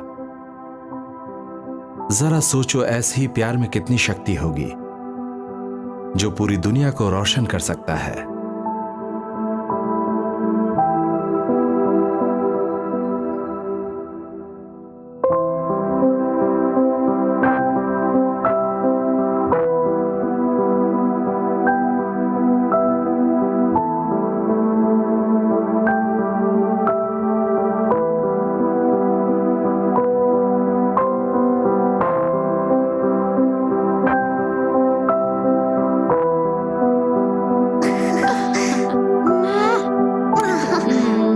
मॉम कभी वापस आओगे?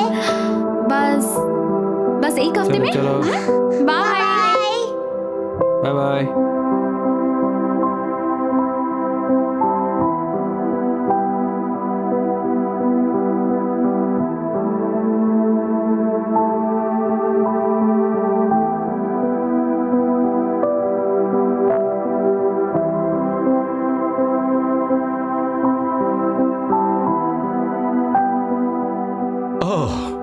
डेविड, हाय। यहाँ क्या कर रहे हो? तो फिल्म ठीक ठाक बन गई? हाँ, और मुझे कुछ और भी मिल गया है।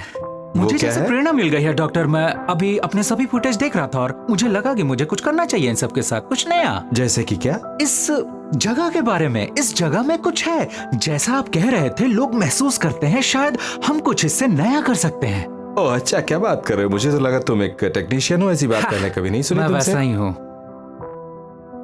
पर शायद बदल जाऊं। हकीकत तो ये डेविड कि एक दिन सब बदलते हैं। वाकई सबके दिन आते हैं। चमत्कार का कोई अंत नहीं है डेविड। ईश्वर कहते हैं, अगर तुम मेरी तरह बनना चाहते हो तो एक मिट्टी के हम बने ये जानते हो भी मैं तुम्हारी मदद करूंगा। अगर तुम मुझसे अलग बनना चाहते हो मैं इंतजार करूंगा जब तक तुम अपना मत नहीं बदलते, और तुम ये मत जरूर बदलोगे। और देखो ना डेविड, ये सच ही तो है। वो सब पाने के लिए हमें मरने की क्या जरूरत है जब वो सब हम यहीं पा सकते हैं। आपसे मिलकर अच्छा लगा। मुझे भी। ईश्वर तुम्हारा भला करे।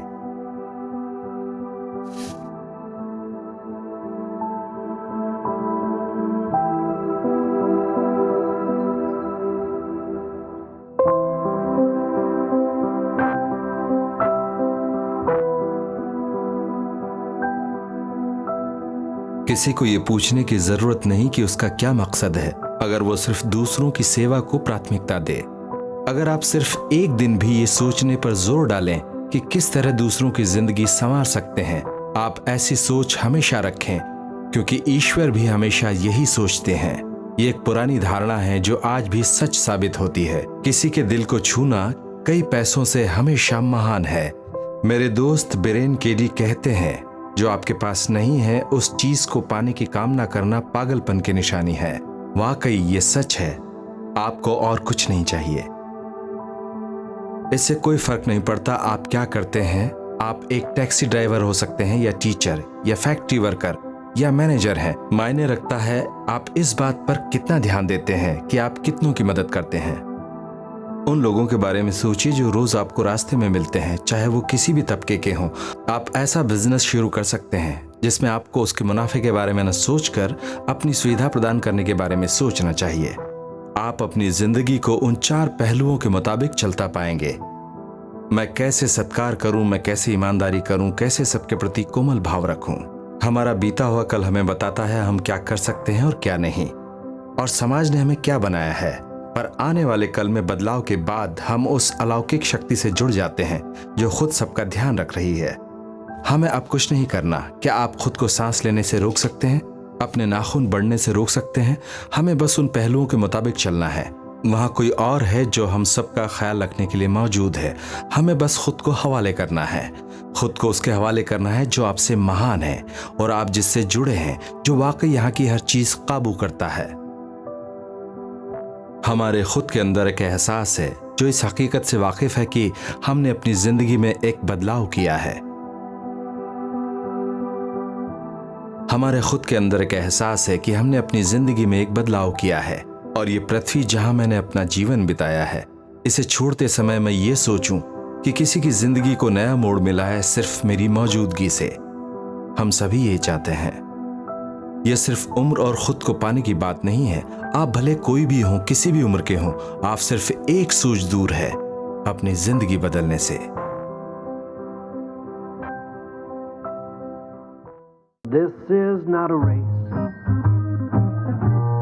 You don't have to run. You might even slow it down. Take a look around instead of chasing everyone. Nothing to prove, no point to make. If when it's said and done, you know in your heart that your song is sung. Don't go with your song still inside you. Let it guide you every day.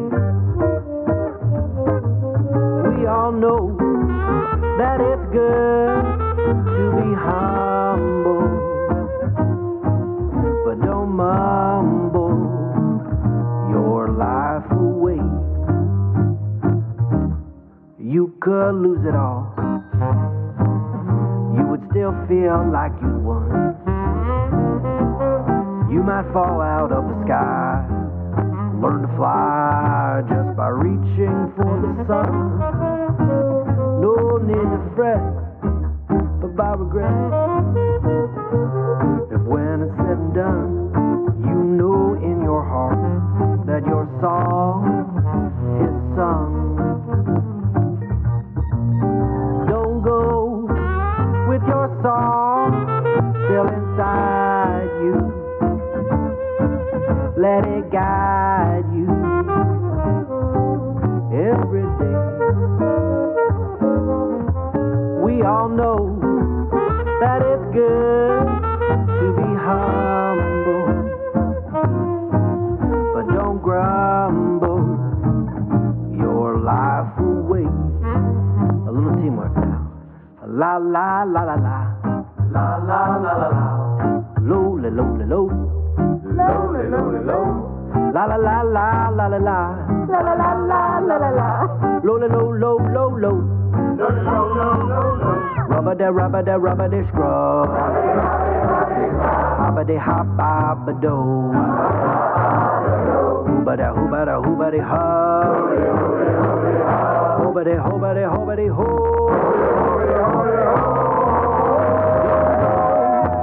with your soul still inside you. Let it guide you every day. We all know that it's good to be humble, but don't fumble, don't grumble, don't mumble your life away.